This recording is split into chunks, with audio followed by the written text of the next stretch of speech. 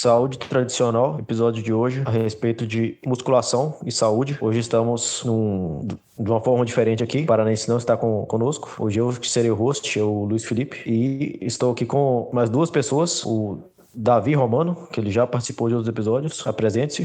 Opa, pessoal, tudo bom? David Romano aqui falando com vocês. A gente já participou de alguns outros episódios, esse aqui é a terceira vez na casa, eu acho que já posso até pedir música. Vou estar compartilhando aí, tanto com o Luiz quanto com o Adriel. Bom, não tem muito o que falar sobre mim, né? David Romano, sou acadêmico aí de medicina, atualmente estou no 8º semestre do curso, entusiasta aí desse mundo da musculação há alguns anos, e hoje aí a gente pretende contribuir de alguma forma aí, aprofundar talvez algum conhecimento dentro desse universo que se chama musculação aí, tentar engrandecer o debate aí com vocês, juntamente com os colegas aqui. Também estamos com o Coach Adriel. Olá, prazer, pessoal. Primeira vez aqui. Meu nome é Adriel Smiley, eu sou graduado em Educação Física, tenho uma pós em Coach com Bodybuilder. Sou competidor na categoria da Classic Physique também e trabalho na parte de consultoria esportiva, além de ser funcionário público numa escola municipal, dando atendimento a pessoal que tanto busca a parte estética quanto reabilitação. Algumas pessoas que trabalham ali na questão de pós-cirurgia, algumas recuperações, idosos, enfim, de forma geral. Estou aí para dar uma visão profissional do lado da educação física aqui, complementar o trabalho dos nossos amigos aqui. Muito bom. Agora um pouco assim do feedback assim, de cada um, na questão de musculação, por exemplo, até vou apresentar a minha questão, porque eu comecei a fazer musculação em 2009, por exemplo, eu tenho quase 15 anos, mas eu nunca cheguei no nível avançado. Eu acho que eu nunca completei um ano inteiro de musculação treinando, eu sempre, tomava nota vermelha e saía da musculação. Aí depois eu começava a treinar assim, treinava uns 10 meses, entrava no Kung Fu, entrava em arte marcial, karatê e tirava o foco. Aí depois comecei a lesionar porque eu não conhecia muito das coisas. Acabou que nunca completei um ano de musculação. Atualmente tô treinando uns 2 meses, 3 meses só, espero completar um ano de treino finalmente chegar ao menos os 30 tiros lá no supino. Por enquanto nunca chegou num nível muito grande, mas ainda dá tempo. Eu tô com tempo pra isso. Agora, vocês podem, primeiro Davi, depois Adriel, como é que é a história sua na musculação? Bom, a minha história é muito parecida com a maioria dos jovens, né? É o famoso caso do coração partido. Esse é terrível. Quando eu estava ali no ensino médio, ensino fundamental, e eu era bem magrinho, né? Ainda sou magro, embora eu tenha 86 quilos hoje, eu ainda me considero bem magro. E na época eu tinha os mesmos 1,75, hoje eu tenho 1,77. Só que na época eu pesava uns 30 quilos a menos, pesava ali entre 55 e 58 quilos. E era só orelha e cabeça, né? Mas mesmo assim a gente conseguiu uma namoradinha lá e eventualmente a gente veio a terminar. E com isso, o coração ficou partido, sofrimento e tudo mais. E eu achei na musculação um apoio, né? Tanto na parte psicológica, emocional e na parte estética, que também foi fundamental aí para seguir em frente. E desde então eu venho treinando com bastante afinco. Algumas vezes, assim, eu dou umas paradas no meio do caminho, mas nos últimos 6 anos eu venho com bastante aderência aí praticando musculação. E hoje já virou um hábito comum na minha vida que, sem estar praticando a musculação, a minha vida fica diferente de uma maneira bem pior. Adriel, na voz? Então, cara, a minha história é extremos, tá? Quando eu comecei a entrar na academia pela primeira vez, eu tenho 1,83 m e eu pesava 60 quilos. Aquela coisa bem bonita de se ver, assim, né? Aí eu comecei a ganhar um pouco de peso, me sentia mal, nada demais. Consegui uma primeira namoradinha também, aí eu, associei uma coisa com a outra, falei, que legal, né? Mas não durou muito tempo, porque eu entrava e saía, tinha que trabalhar, tinha que ajudar em casa, enfim. Daí foi nessa situação e eu acabei entrando em depressão e engordei. E, cara, daí dos meus 60, na época eu tava com 70 já quilos, eu fui pra 100 quilos bem rechonchudo, bem bonito. E decidi fazer, vou fazer educação física porque eu gosto da área e tal, mas não levava muito a sério. Aí, cara, na faculdade, você fazia acompanhamento com uma psicóloga para depressão, para ver se dava uma ajuda. Eu não levava a musculação a sério, não levava dieta a sério e nada do tipo. E a psicóloga falou, por que você faz musculação, faz educação física e tal, se não levar meus exercícios mais a sério, colocar uma disciplina nisso e colocar um trabalho maior nisso, e entre, né, outras conversas também que a gente teve. E aí eu resolvi levar mais a sério. Cara, acabei levando mais a sério, levando cada vez mais a sério. E alguns anos atrás eu falei, vou decidir competir aí, subir. Cara, tipo, É que assim, é extremos. Eu já passei do magrelo pro gordinho, esquisito, entendeu? E hoje aí só tô esquisito só. Muito bom. Não tem muita pergunta assim, de fazer assim, mas por onde você acha que é bom começar assim, questão de introdução assim, da musculação? Cara, Pra quem nunca treinou, pra quem eu vou ser começando assim, ó, agora. bem direto contigo. Com qual a frequência que você consegue ir treinar na semana? Isso é uma coisa que eu falo pra todo mundo. Sabe, tem pessoas que falam, eu quero treinar 5, não. Você quer treinar 5 vezes a semana é uma coisa, mas com que frequência você realmente consegue treinar? Então se programa assim, não, pô, eu só consigo 3 vezes a semana. Você consegue 3 vezes se programar? Não, vou ter essa constância. Você não precisa. A gente tem aquela ideia que não, precisa, né, ir 6 vezes na semana. Cara, não é necessário, sabe? Tem várias pesquisas. Pode falar? Pode sim. Intolerância 6 vezes, não fazia 4 vezes por semana, 45 minutos por aí, alta intensidade, tava o sangue lá, mas era um treino que estimulava o crescimento, não precisa de todos os dias. Muita gente consegue resultado com 2 vezes, treino natural, só que realmente é uma progressão de carga. Cada treino você tem que tentar ou aumentar 1 quilo ou aumentar uma repetição, anotando o seu treino se possível. Isso aí vai ter o resultado mesmo se você não conseguir todo dia. Talvez seja até melhor se conseguir treinar bem. É o que você falou, é a progressão. Até a gente fala dos benefícios do exercício de resistência, de corrida, ciclismo, do corpo, para a questão cardíaca. E até pela questão de mitocôndria no corpo, produção de energia e tudo mais. Enfim, a gente vai falar mais tarde sobre isso, como isso melhora a saúde, de fato, e uma coisa que as pessoas não dão importância, mas o problema dos treinos de exercício de resistência, endurance, é que não é assim. Se você continua aumentando de forma progressiva o treino, você sofre uma adaptação metabólica muitas vezes. E você pode até custar parte da tua massa muscular. Você pode ver que corredores de maratonistas ou ultramaratonistas, nadadores, eles não são indivíduos com massa muscular grande. Muitas vezes tem uma massa muscular pequena. Não estou falando um cara que nada 100 metros, tá? Estou falando um cara que nada ali seus 3, 4 quilômetros. Então, isso tem um impacto, porque a progressão no cardio, ela gera um custo muito alto. Então, nesse quesito, o treino que você consegue fazer uma progressão de musculação, ou até mesmo crossfit, eu não sou muito fã por alguns movimentos que as academias não têm um cuidado muito bom, eles são mais interessantes por ter essa questão que você falou aí, de progredir toda semana, um pouco o peso, ou as repetições, ou mudar o número de exercícios, enfim, você conseguir impor a cada semana, a cada mês, uma nova demanda do teu corpo. O teu corpo ele precisa de um desafio. Teu cérebro precisa de um desafio. Se você não dá um desafio, você começa a entrar num ponto estacionário. E aí qualquer coisa que você faz, vira uma rotina. E aí, cara, o exercício às vezes vira só uma manutenção. E para de uma manutenção você ter uma queda, é muito rápido, entende? Então, eu tô falando demais aqui, você viu que você falar um pouco também? Não, tá perfeita a colocação. Assim, só complementando, eu acho que um grande problema dos iniciantes é a questão de metas. Eu quero ganhar 15 quilos, eu quero perder 15 quilos em X tempo. Eu acho que colocando essas metas, elas podem gerar grandes frustrações. Então eu vejo que é mais interessante você colocar objetivos palpáveis. Por exemplo, eu quero ir na academia 4 vezes na semana, eu quero fazer 3 refeições diárias legais e, sei lá, vou me permitir 1, 2 vezes, uma ou 2 refeições durante a semana, comer alguma porcaria, assim, abre aspas. Então eu vejo que um grande problema é essa expectativa muito alta em torno dos resultados. Eu acho que a galera foca muito em resultado e deveria focar mais na execução disso.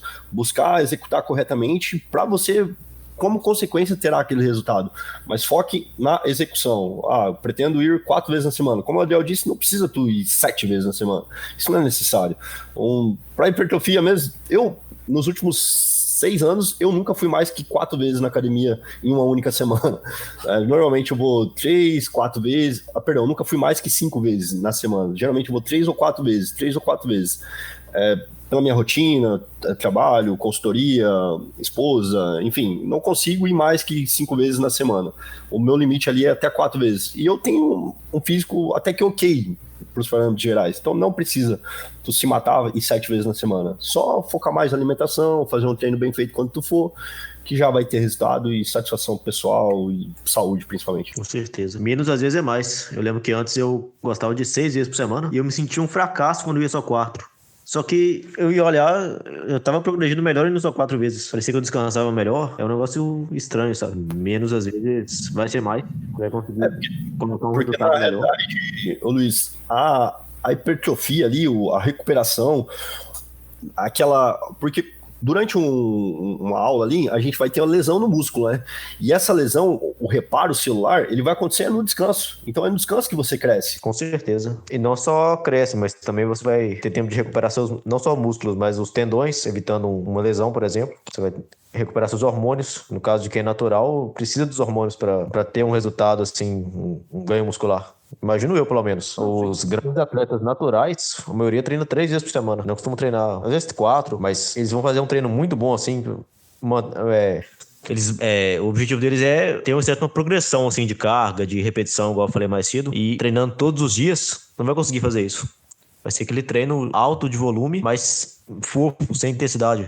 Só assim que a pessoa consegue treinar 6 vezes por semana. Porque um treino de verdade, você vai estar bem razoavelmente cansado depois dele. Esse é um negócio que você vai tentar melhorar um pouquinho toda semana. E quando você vai olhar, vai ser aquele treino muito difícil. E realmente você vai se cansar para fazê-lo. O pessoal faz muito um treino submáximo, né, de trabalho, né. A gente tem vários estudos mostrando que um trabalho mais próximo do limiar é mais interessante para você ter hipertrofia. Então, ali, aquela famosa chegar até a falha. Sendo que a falha, até eu falo bastante sobre isso, a falha é muito antes do que as pessoas tendem a imaginar. A pessoa acha que a falha é não conseguir mais levantar o braço. Não é. É você saber fazer um movimento bem certinho e quando você perceber que o movimento ele travou involuntariamente, ele desacelerou sem você mandar, você já chegou na falha. E é isso. Eu gosto de dar um exemplo, eu gosto bastante de analogias. Um exemplo assim, a musculatura é como se fosse calos, sabe?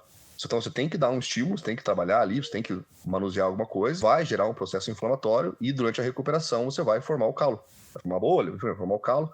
Mas se você hiperestimular, você vai gerar só feridas. Então, assim, um treino de alta intensidade mesmo, a pessoa vai fazer 6 vezes na semana, cara, a terceira semana a pessoa tá toda inflamada. Então, ela não vai conseguir gerar nada. Talvez ela se adapte e consiga manter, meio que, como você falou assim, se sentindo baqueada, se sentindo cansada, tendo pouco resultado por uma adaptação, porque o corpo é uma máquina de adaptação absurda. Mas você não vai ter, de fato, um bom resultado, quanto você teria, às vezes, baixando a tua frequência de treino. Eu uso hormônios e, cara, eu treino 4 vezes a semana. Porque se eu fizesse um linear de intensidade menor, eu poderia treinar 6 vezes a semana, mas não há necessidade. É mais gasto do meu tempo e também, como você falou, é um desgaste articular. Porque daí eu vou ter que exigir mais e mais repetições com sobrecarga. Por mais que seja uma sobrecarga menor, vai aumentar o nível de recrutamento. Então, imagina ali o joelho, que é uma coisinha fácil para machucar. É muito mais interessante eu adaptar o meu joelho para eu agachar com 200 quilos lá e fazer 8, 12 movimentos, do que eu adaptar para fazer 16, 20 movimentos no agachamento mais leve e fazer isso 3, 4 vezes a semana, em vez de uma só. Então eu vou acabar gerando, não vou ter uma adaptação tão boa assim, eu vou criar resistência no tendão pelo uso. Porque mesmo que eu agache com 100 quilos, metade da carga, ainda vão ser 100 quilos sendo feitos ali, 45 vezes a semana. Quanto antes eram feitos 8, 16. Então isso tem um desgaste. E aí você começa, junto com o processo inflamatório, junto com uma recuperação, o sono também é atrapalhado. Então, o pessoal erra, eu costumo dizer que é um erro honesto, assim, a pessoa erra por excesso, por querer fazer bem feito, por querer se doar demais, mas isso não causa, na verdade, um efeito positivo, isso causa um efeito negativo. Então, é coisas do dia a dia que a gente até hoje ainda bate na tecla para o pessoal entender. Por sorte, hoje em dia tá mudando e o pessoal tá mais consciente disso. Sim. Eu demorei a aprender essa. Só esse ano que eu tô começando nessa de 3 vezes por semana. Um dia de peito e braço, um dia de perna, um dia de costa e ombro. Que é a divisão que eu tô fazendo atualmente, porque eu tenho um bíceps bem ruim, bem um pouco desenvolvido. Aí eu achei que dessa forma seria interessante. Cara, eu vou falar aqui um exemplo pessoal. No começo, lá no início, isso em 2012, tava muito em alta a questão de catabolismo. E todo mundo ficava com medo do temível catabolismo, né? Eu naquela época não entendia. E muitas vezes eu deixava de treinar porque eu não tinha comido bem naquela manhã ou naquele dia, e daí eu ficava com medo, eu vou catabolizar. E, claro, as pessoas, elas têm muito medo dessas histórias, treinar muito ou treinar pouco. E talvez, naquela época, se eu tivesse ido treinar algumas vezes, teria sido melhor do que não treinado, pelo esse medo de catabolismo. Mas, é muito difícil você catabolizar mesmo em si, porque no geral a gente tem boas reservas de proteína, boas reservas de glicose, no caso o glicogênio muscular, e boas reservas de gordura, então é muito difícil tu catabolizar, e esse medo, às vezes eu deixava de treinar por conta de medo de catabolismo. Lembrei disso agora. Você tirou da memória mesmo. Eu lembro que eu comia bastante vezes por semana, por semana, por dia, e acabei engordando na real, sendo que dava pra, sei lá, fazer uma refeição a menos, uma refeição com um pouco menos de comida, teria um resultado melhor na questão de não ter acumulado um excesso de gordura. Inclusive, o Adriel falou uma questão que a falha seria quando você não faz um movimento mais, acho que por conta própria. Não sei se ele usou essas palavras. Seria tipo, por exemplo, uma rosca direta. Você tem que começar a usar aquela jogadinha para levantar a barra. Seria isso? Isso, assim, ó, imagine que você programa um portão para ele abrir e fechar em 2 segundos. É basicamente isso que você faz no exercício. Uma rosca direta, por exemplo. Você sobe o peso em 2 segundos, você desce o peso em 2 segundos. A descida, a gravidade ajuda, certo? Então, assim, desde que você não solte o peso, você consegue controlar em 2 segundos. Mas existe um ponto em que o músculo ele atinge o limiar e você não consegue mais subir em 2 segundos. Então você sobe em 3, 4 segundos. Se fosse um portão que você tivesse programado lá no sistema dele para ele subir em 2 segundos e ele subiu em 3, ele falhou. A falha é isso. A falha momentânea muscular é isso. O pessoal confunde muito com exaustão da função.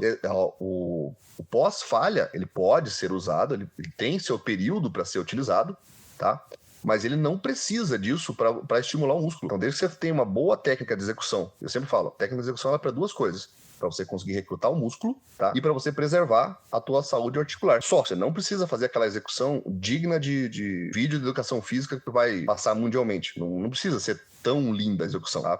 Mas você precisa conseguir recrutar o músculo e se preservar, né? E só. Então, se você programou para subir em 2 segundos ou 3, que seja, e você subiu 1 segundo a mais, sem ser da tua vontade, porque não está mais conseguindo, cara, você chegou na falha. E é isso, guarda o peso, descansa, cerca de 2 minutos mais ou menos para recuperar o ATP no músculo, tá? Às vezes 90 segundos, tem gente que tem uma recuperação melhor, tem alguns estudos mostrando que mulheres têm uma recuperação intraséries melhor, mais rápida do que o homem, tá? Mas você espera esse período, então vai lá, de 90 segundos a 2 minutos, 2 minutos e meio, e retorna a próxima sessão. E coisa que é bem importante pontuar.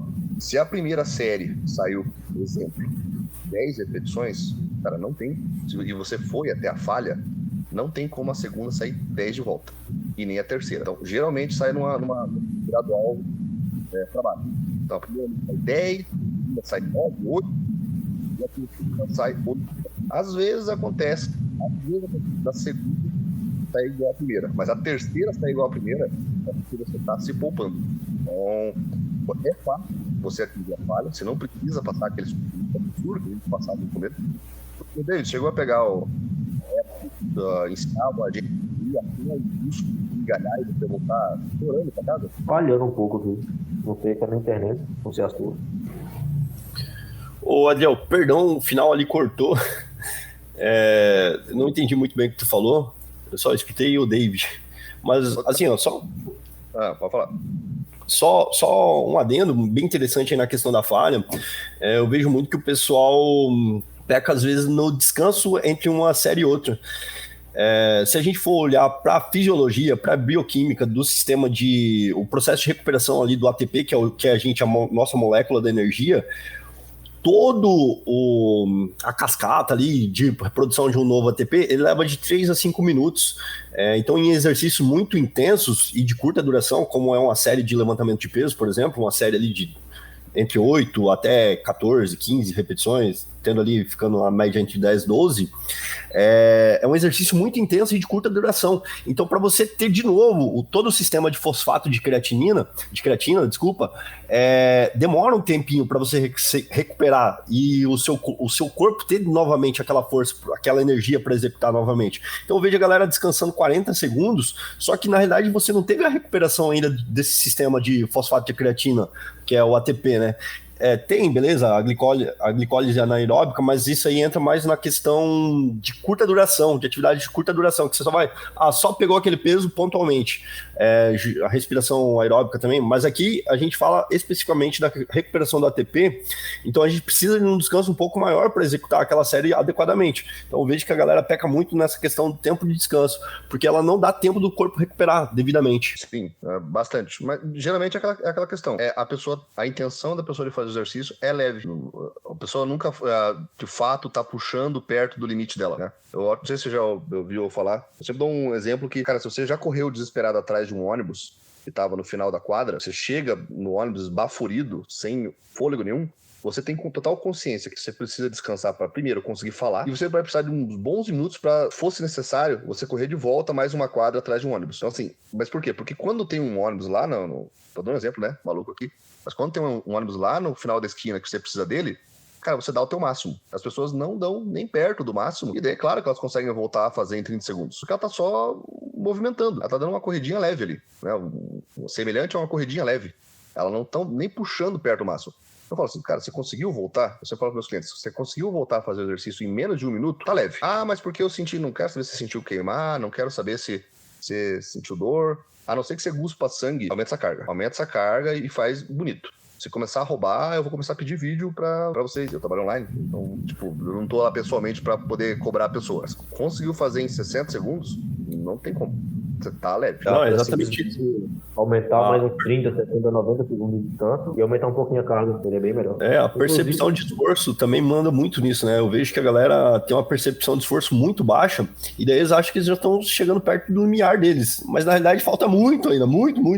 O iniciante sequer consegue recrutar as fibras musculares, não consegue recrutar tão bem assim, e à medida que ele vai progredindo, ele vai aprendendo a recrutar melhor, realmente ele consegue usar as fibras de fato, o que o iniciante tem um pouco mais de dificuldade. Uma dúvida também que eu tenho é bem diferente um exercício isolado, como por exemplo, tríceps corda, por exemplo, em relação ao agachamento. O agachamento você provavelmente vai ter que descansar mais, não é mesmo?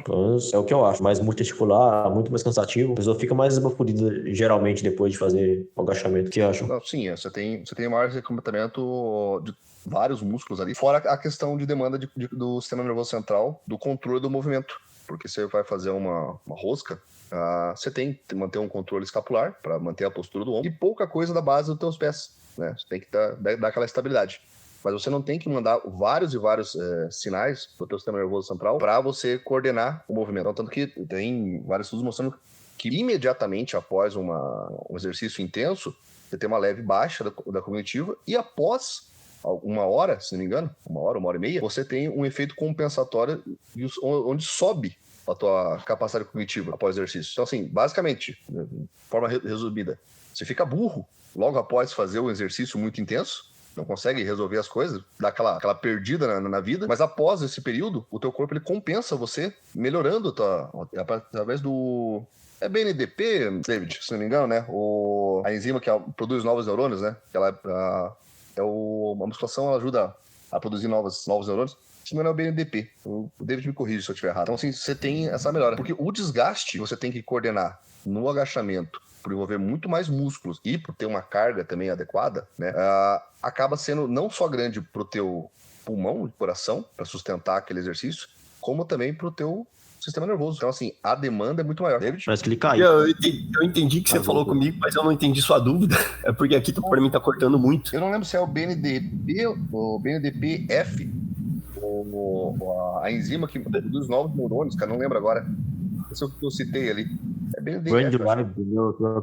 Acho que é isso. Então, não tô entendendo o que você tá falando. Eu entendi a enzima que produz novos neurônios. Se for produz novos neurônios, é a BDNF, que é a Brain Derived Neurotrophic Factor. É uma proteína essencial ali que faz a diferenciação dos neurônios, né? É essa aí. Mas eu não entendi se era essa a pergunta. Eu chutei que seja essa. Espero que sim. É um processo conhecido ali como neurogênese.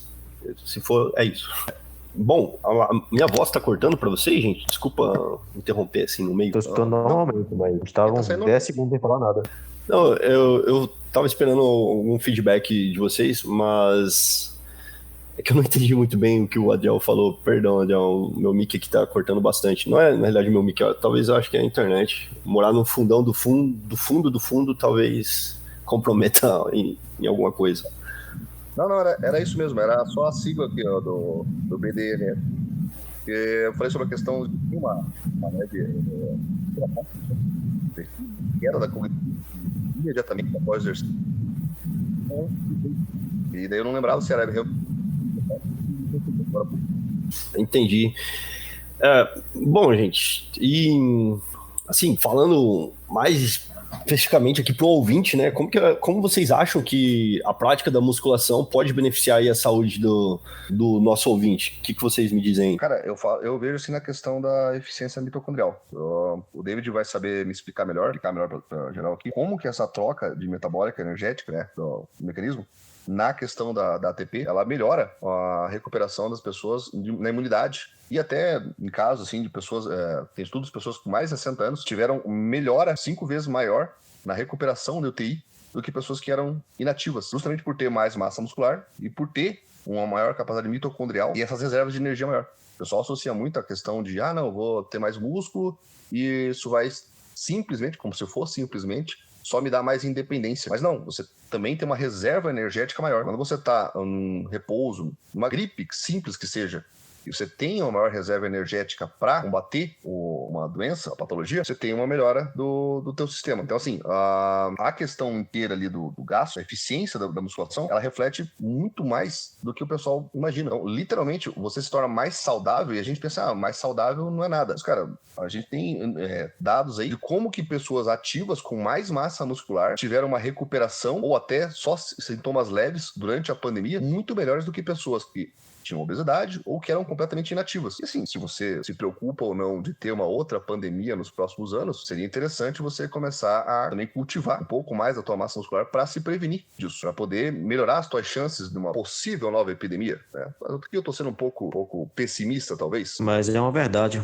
Pode acontecer uma pandemia a qualquer momento. E mesmo durante a Covid, eu não deixei de caminhar 5 km por dia, nem um dia. Eu sei que é importante. Até porque a questão da vitamina D também ajuda um pouco a combater esses vírus. E acredito que é importante você ter saúde para combater os vírus, porque por um tempo não teve vacinas, por exemplo. E mesmo se a pessoa não tivesse...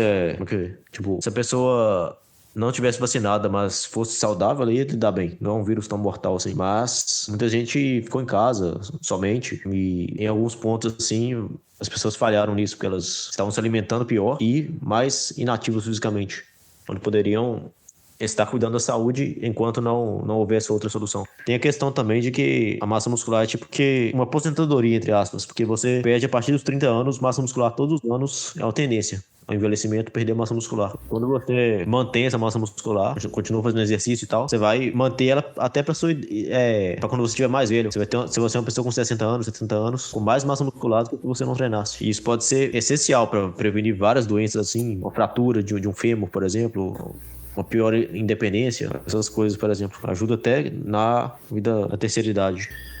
Então, com relação aí a massa muscular e saúde, eu lembro que eu li inclusive foi um brasileiro, o sobrenome dele era Toledo, agora o nome eu não lembro muito bem, mas eu sei que era do israelita lá, o Albert Einstein, e cara, ele é um nutrólogo, o sobrenome dele é Toledo, agora eu não sei o primeiro nome dele, mas enfim, o que importa é o dado que ele apresentou pra gente, que a partir de 10% de perda de massa muscular, a pessoa ela já teria a imunidade muito comprometida, levando assim a possível infecção.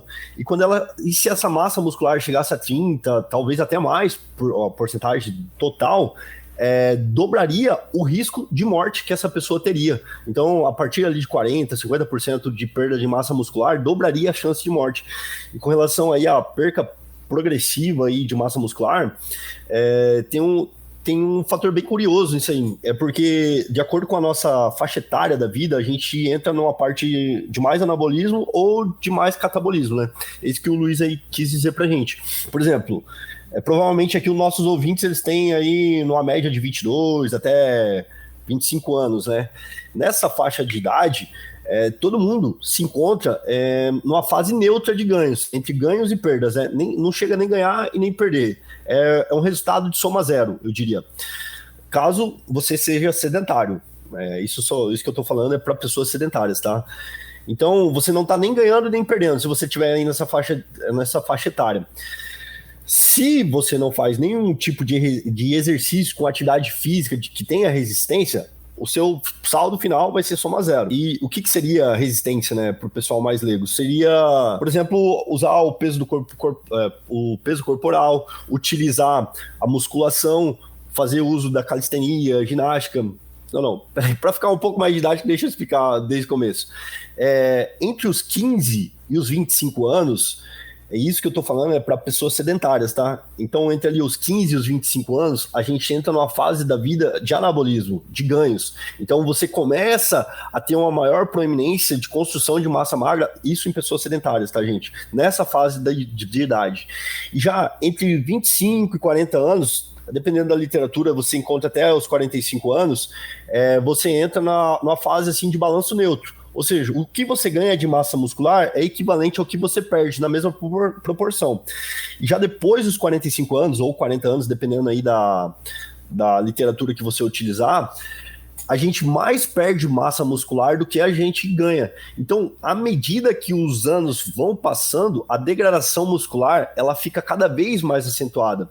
E aqui eu vejo um dos principais benefícios da musculação, né? É que ela vai te proporcionar a reserva muscular para sua velhice. Então, se você perder gradativamente um pouquinho de massa muscular, mas você, quando chegar ali no auge dos 35 anos, tiver uma boa quantidade de massa muscular, você vai chegar na sua velhice com autonomia.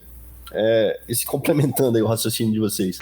Tem aquela questão dos núcleos musculares também, né? Não sei como é que fala muito bem. Que a pessoa para de treinar, ela murcha, perde massa muscular, mas quando ela volta, ela tem a memória muscular para recuperar esse impacto, né? A gente chama de memória muscular mesmo. Sim. É bem esse termo que a gente usa, que é a capacidade de recuperar a massa muscular muito mais rápido do que foi o tempo necessário para ganhar ele. Tem uma pesquisa, acho que colocaram isso para treinar 7 semanas, eles tiveram um certo ganho muscular. Aí pararam de treinar por 7 semanas de novo, eles praticamente perderam tudo. Depois colocou isso para treinar 7 semanas de novo, 21 semanas de estudo. No final da sétima semana, da primeira sétima semana, eles estavam assim, 7% maior, 8% maior. E no final da última sétima semana, da semana 21, eles estavam maiores do que no final da primeira sétima semana. Tipo, eles tiveram essa memória de ganhar mais rápido do que da primeira vez. Já sabiam treinar melhor, já tinham uma memória muscular. Mas, claro, não é recomendado parar de treinar. Quanto mais tempo você continuar treinando consistentemente, com persistência, maiores serão os ganhos. Musculação é um negócio que demora muito tempo pra ter algum resultado muito expressivo, assim. Na verdade, assim, normal no começo é ter mais resultado, depois você vai ter que começar a treinar cada vez mais intenso para conseguir manter os resultados, mas fica cada vez mais difícil.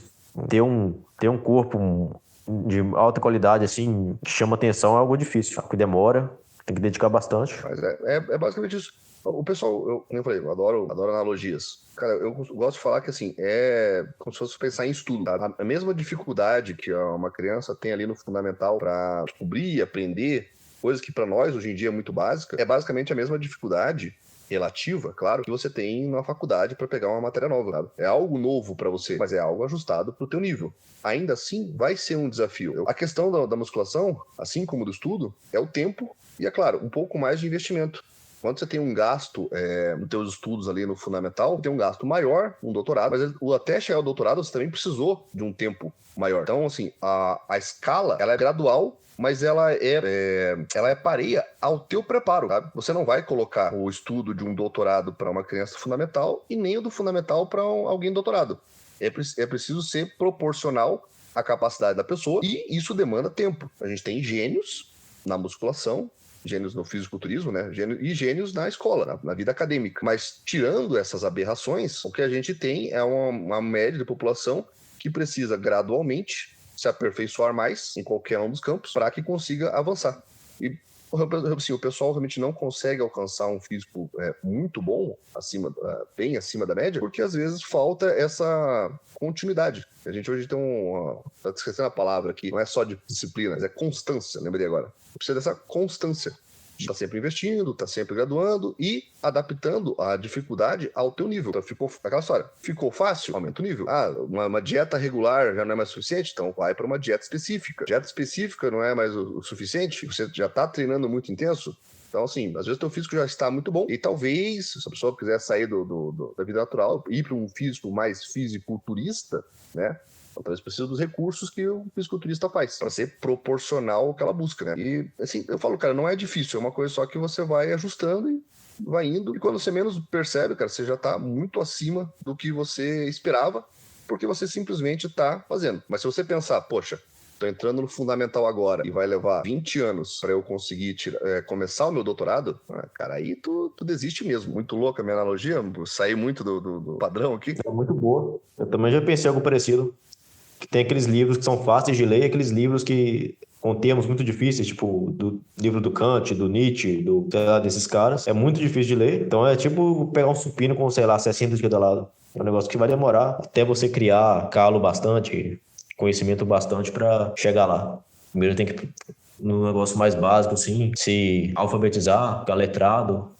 Aí começar a pegar cada vez um negócio mais difícil. Saindo da zona de conforto, mas sem destruir seu corpo com algo que você não consegue. Algo muito fora da zona do conforto, o corpo não consegue. Mas tem que sair aos poucos da zona de conforto para ir melhorando de pouco em pouco. Basicamente isso. Isso, é gradual. Cara, eu lembro claramente, a primeira vez que eu entrei na academia, eu fiz supino só com a barra. Cara, cheguei em casa, não conseguia lavar o meu ombro de tanta dor do meu peito. E assim, foi uma dor angustiante porque, né, também era a primeira semana e tal. Depois eu consegui fazer só com a barra, senti um pouco de dor, como eu sinto hoje, e já era mais tranquilo fazer com a barra. E foi graduando. Hoje eu literalmente faço com 70 a cada lado, sabe? E claro, sinto um pouco de dor nos 2 dias até depois do treino, eu sinto um pouco de dor. Mas sai. Mas essa brincadeira tem 7 anos que eu tô levando a musculação a sério, e tem mais uns 5, 6 aí que eu ia e voltava e tal. Então, se fosse somar esses 5, 6 num tempo hábil, ou mesmo que não fosse somar, dá pelo menos uns 10 anos de prática. Então, é um pouco de presunção e pressa, né? E urgência das pessoas achar que vai subir tão rápido. Não, cara, você vai no teu tempo, vai no teu ritmo e deixa rolar. Deixa rolar porque as coisas acontecem. O plano é viver 20 anos, por que não treinar deixando o tempo acontecer? Não, é justamente isso. E isso vale para tudo, né? Na realidade, pessoas que são acima da média, independente do conteúdo que seja, na realidade elas só fazem aquela mesma coisa por mais tempo. O cara que é excepcional, sei lá, tocando piano. O cara, na realidade, ele tem, sei lá, 20 mil horas tocando piano. E daí ele vai querer comparar com um cara que toca 2 dias. Não tem comparação. A mesma coisa no físico. Se juntar todas as horas treinando, vai dar uma quantidade muito alta e daí corresponde ao físico que você está hoje. Então é mais uma questão de paciência e constância, né? Mesmo os gênios, eles precisam de ter uma progressão. Mesmo aquela pessoa que é naturalmente boa, se ela quiser melhorar, ela vai ter que fazer igual todo mundo. Ela não deixa... As leis da física, do universo, não são diferentes para a pessoa que tem um dom daquilo. Musculação não é só as horas de treino, né? Tem o tempo que gasta para fazer comida, para bater aquele tanto de prato todos os dias. Difícil também. Passa a ser um negócio que tem que ter uma disciplina que nenhum outro esporte tem, porque... Não sei se nenhum outro esporte, porque tem alguns que eles treinam 6 horas, 8 horas por dia. Mas aquela questão de disciplina de a cada 2, 3 horas eu vou ter que comer um prato com, sei lá, 200 gramas de frango, 200 gramas de arroz, ou algum outro tipo de alimento. Sempre uma fonte de alimento saudável, assim, né? Com a quantidade certa de proteínas, carboidratos, gorduras. Cara, a parte da dieta realmente é a que mais pega. Porque o treino, você aprende a gostar. Sabe? Tipo, tem exercícios que você não vai gostar muito de fazer, mas ok, faz parte. Mas a dieta é aquela história. Muitas vezes você não tá com fome, você tem que comer. Sabe? Muitas vezes você tá com fome e não é a hora de comer. Se você, né, quer chegar num percentual mais baixo de gordura, né? Tanto que não caia nesse papinho, você quer chegar num percentual bem baixo de gordura, um negócio que seja fora da curva, você vai ter que fazer um negócio que não é normal. Então, você vai ter que passar fome. A real é essa. Você consegue encher o bucho de salada, mas você ainda vai querer comer um negócio doce. Você vai sonhar... tá comendo feijão com arroz. A musculação, ela te exige muito mais na questão da... Musculação, desculpe, daí a gente entra aí na parte do fisiculturismo mesmo. Porque se for pensar na musculação mesmo, você tem uma alimentação normal e conseguir manter um percentual de gordura controlado, para um homem ali fica em torno de mais ou menos 10%, tá? Não é nem alto e nem baixo. Estou falando pelo Pollock, tá? Não sei qual o sistema que vocês gostam de usar para... Quem tá escutando gosta de usar para mensurar. Se for um DEXA, 10% já é bastante coisa, sabe? É bem baixo, na verdade. Mas pro Pollock ali, ele é 10% é um nível legal. A tua alimentação não precisa ser muito... Assim, ela tem que ter nutrientes, ela tem que ter a qualidade, ela tem que ter uma frequência interessante, mas ela não precisa ser essa coisa de 3 em 3 horas, necessariamente. E você também não precisa fazer exageros. Se a gente for pro lado do fisiculturismo, da estética, puramente falando, aí sim, você começa a entrar em cada vez mais especificidades da modalidade, e que elas exigem coisas que estão fora do normal. Porque daí você também busca um corpo também bem fora do normal, não só na questão de quantidade do músculo, mas a qualidade do músculo e o quão expressivo eles são, né? Mas aí, que eu falei, especificidades da prática. Tinha algo importante que eu tinha que perguntar, mas eu não lembro agora. Bom, eu anotei algumas coisas aqui em tópicos, e daí com relação à musculação, eu diria que, conforme a gente está falando aí de progressão, e a progressão de carga, ela traz como consequência aí o aumento da força muscular, né? E eu noto que a maioria das pessoas, provavelmente aqui a esmagadora maioria, né, é jovem, então ter força muscular hoje, para a maioria das pessoas, não parece nada, né? Porque você já tem uma relativa força, consegue desempenhar aí as suas atividades de vida diária normal, consegue carregar suas compras, fazer suas necessidades básicas. Mas um idoso que não possui massa muscular, ele também não vai ter forças. E não vai ter forças para fazer o básico da vida diária dele. Por exemplo, realizar um agachamento simples para se sentar no vaso para evacuar.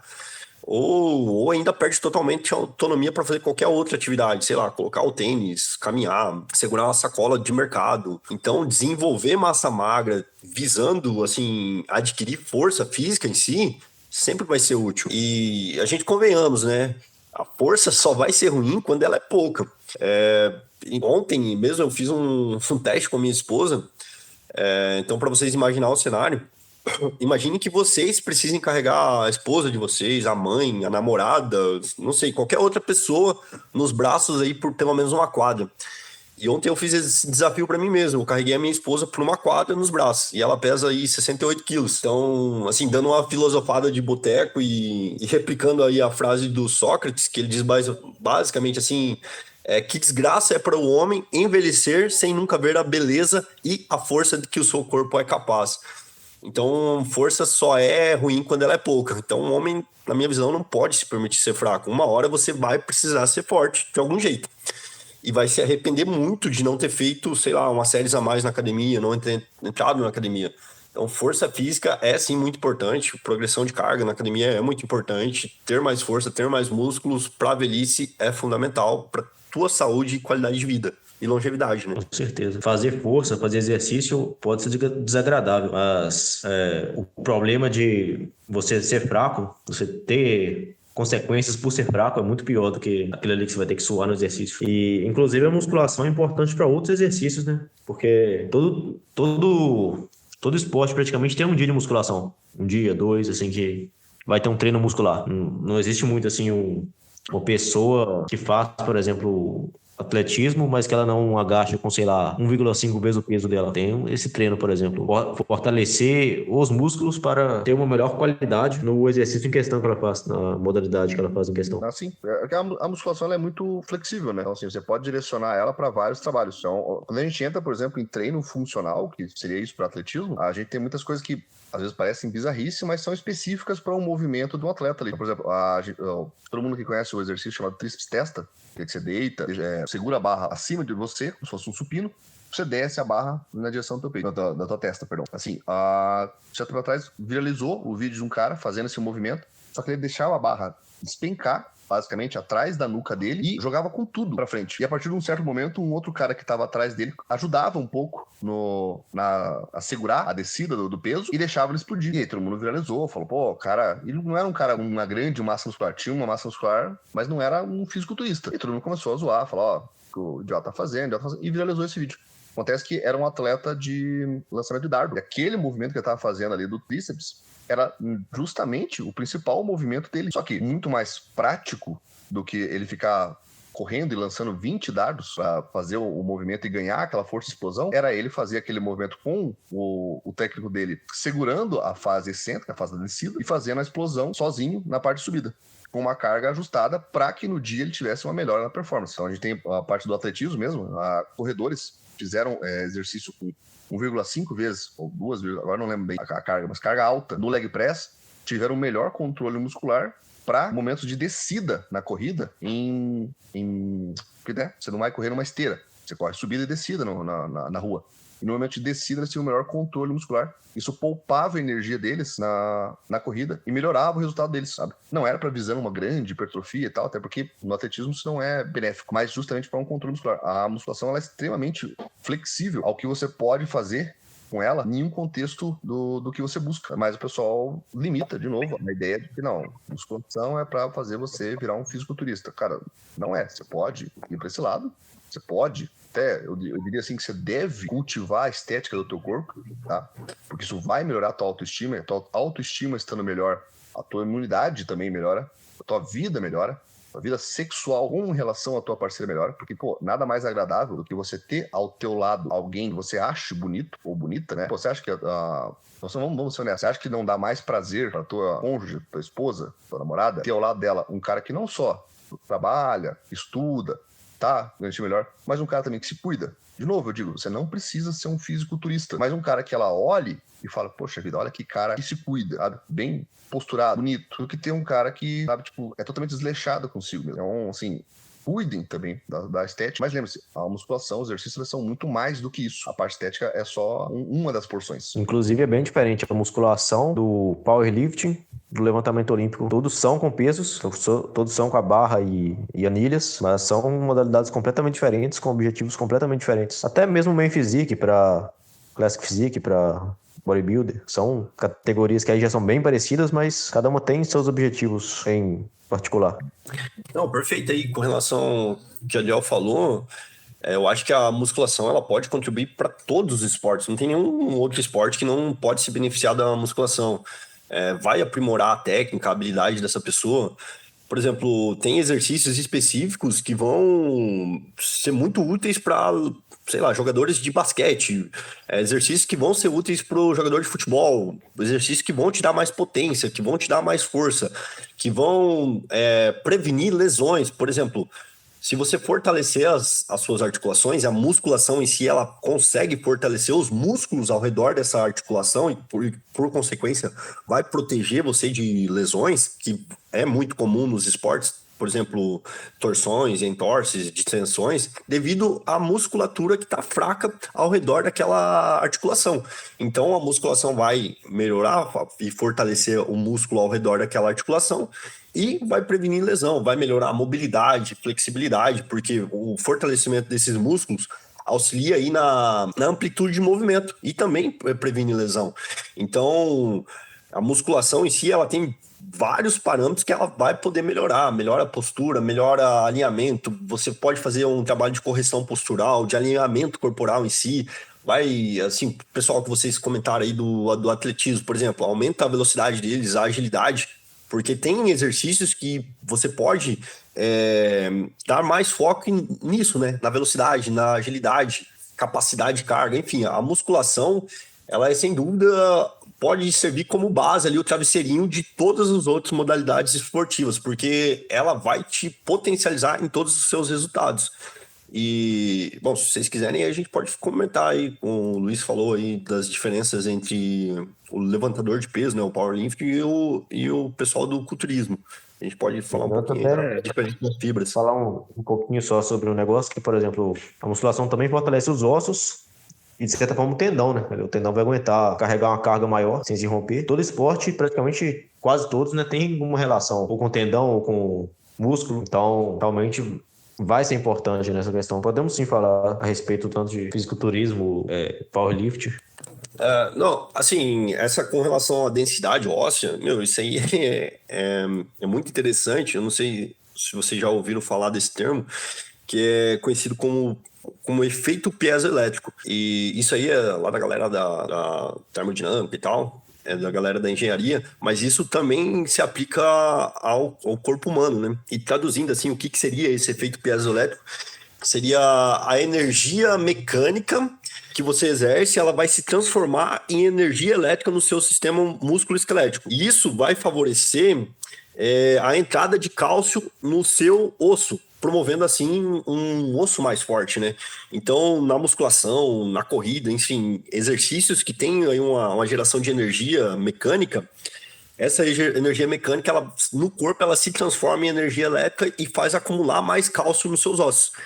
Daí entra a questão de osteoclasto, que os osteoclastos vão trabalhar menos e vão fomentar mais os osteoblastos, mas daí já fica um pouquinho mais complicada a explicação. Se vocês quiserem, nós entramos nessa minuta, mas efeito piezoelétrico, para quem ficou interessado, esse é o nome. Cara, uma coisa que vocês falaram aí sobre competitivo, e aí é bom a gente pontuar também isso, né? Lembrança, né? Uma nota importante. Quando você vai para uma modalidade esportiva que ela tem uma condição competitiva, ela deixa de ser saudável, tá? Vamos pontuar bem isso aqui. Em qualquer área. Você, eu vou fazer, sei lá, tênis. O tênis, eu vou participar de competição. A não ser que você seja uma pessoa muito alheia ao termo competição, você vai buscar dar o seu melhor. E quando você começa a exigir o teu corpo num nível competitivo, de fato você começa a ir contra a tua saúde. Assim, a gente falou, eu falei mais cedo sobre o fisiculturismo. O fisiculturismo está dentro da musculação, mas o fisiculturismo em si, um bom trecho dele, eu tô falando até o natural, tá? Não tô nem querendo colocar só a questão dos hormônios, porque a dos hormônios é muito óbvio, mas até o natural, ele também é deletério à saúde. Porque porcentagem de gordura que ele chega, né? Já passa a ser deletério. E ele puxa extremos. Então você tem queda da produção natural de testosterona, você tem aumento do cortisol, você tem danos no teu corpo inteiro, você tem um estresse articular, entendeu? Uma demanda, porque assim, é competição. Você tem que chegar melhor que o outro cara do teu lado. E isso é para qualquer nível competitivo. Eu sempre falo, dê uma olhada. Tá vindo agora as Olimpíadas? Cara, dê uma olhada. Os atletas estão cheios de faixas no pulso, principalmente o pessoal da ginástica. Faixa no pulso, faixa no ombro, no cotovelo. Então, assim, direto eles estão se machucando. E isso é um impacto para a saúde, não só articular, mas para o corpo inteiro, porque a ideia é vencer. Ali, o ponto principal jamais foi saúde ou manutenção ou melhora da qualidade de vida. O ponto ali é vencer. Então, se você está querendo entrar na parte de qualquer esporte, no caráter competitivo, tenha em mente que isso vai custar a tua saúde, em algum ponto que seja.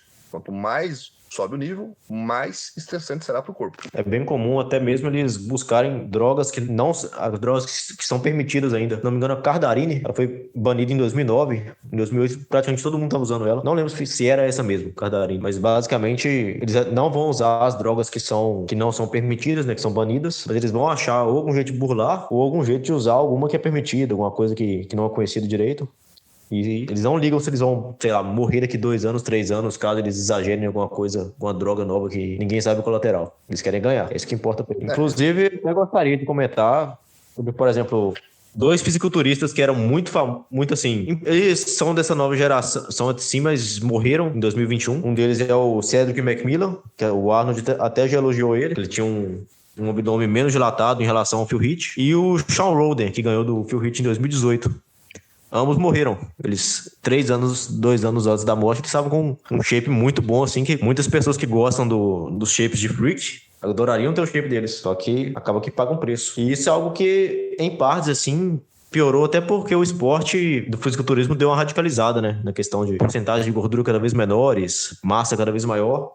Tem um fisiculturista chamado Albert Beckles, que ele atualmente tem 94 anos. Ele competiu em 1985, contra o Lee Haney e ficou em segundo lugar, ou seja, ele aos 55 anos estava no segundo lugar do Mr. Olympia e tá vivo até hoje. É porque na época eram menos esteroides que eram utilizados, era um negócio mais... Era menos profissional, né? Porque o Arnold, por exemplo, ele trabalhava. Ele era o fisiculturista mais famoso, mas ele trabalhava, porque não dava para se bancar, não tinha patrocínio.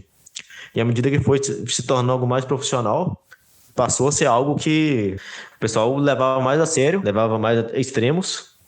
Isso chegou a um ponto que acaba que começou a utilizar drogas que não são tão interessantes assim, que talvez seja até controverso se elas realmente melhoram o shape da pessoa, como por exemplo o GH e a insulina, que já chega a um ponto que para chegar no Open eles até usam hoje em dia, talvez seja até necessário, mas é uma droga que mata muito rápido.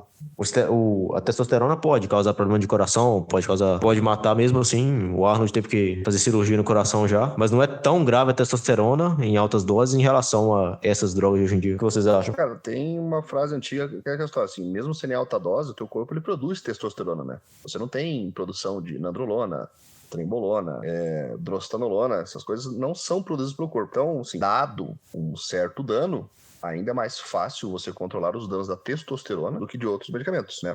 Mas, assim, no frigir dos ovos, tudo vai te fazer mal. Tudo vai te dar algum problema. E o Arnold, você citou o Arnold, ele tinha um problema de histórico cardíaco, né? Não estou dizendo que foi isso só, foi um agravante. E eu sempre menciono para os clientes, você vai fazer os hormônios, veja o que a tua família tem de problema de saúde. Porque daquela lista enorme que tem lá, o que vai estourar é o elo fraco da tua linhagem.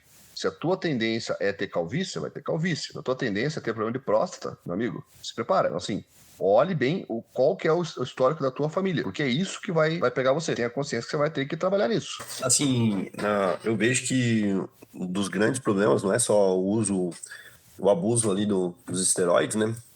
Mas é principalmente a questão de estimulantes. E o pessoal que usa muito diurético também, né? O pessoal usa muito estimulante, mexe muito com T3, T4, mexe muito com efedrina, aí o pessoal já vai pro clenbuterol. Então eu acho que esses estimulantes afetam muito mais que os próprios hormônios em si. Claro que o hormônio ele vai zoar todo ali o perfil lipídico da pessoa, vai subir muito o colesterol, abre aspas, aí, ruim, vai diminuir o colesterol bom, vai poder gerar uma hipertrofia cardíaca, testosterona principalmente, né, por conta dos receptores que tem no miocárdio.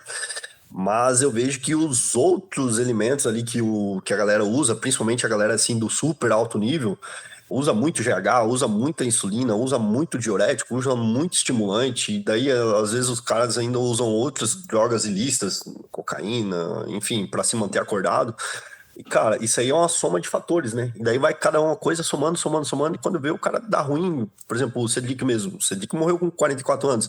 Não se sabe, assim, a causa exata da morte dele, mas com certeza o uso e abuso de substâncias foi um fator determinante, né?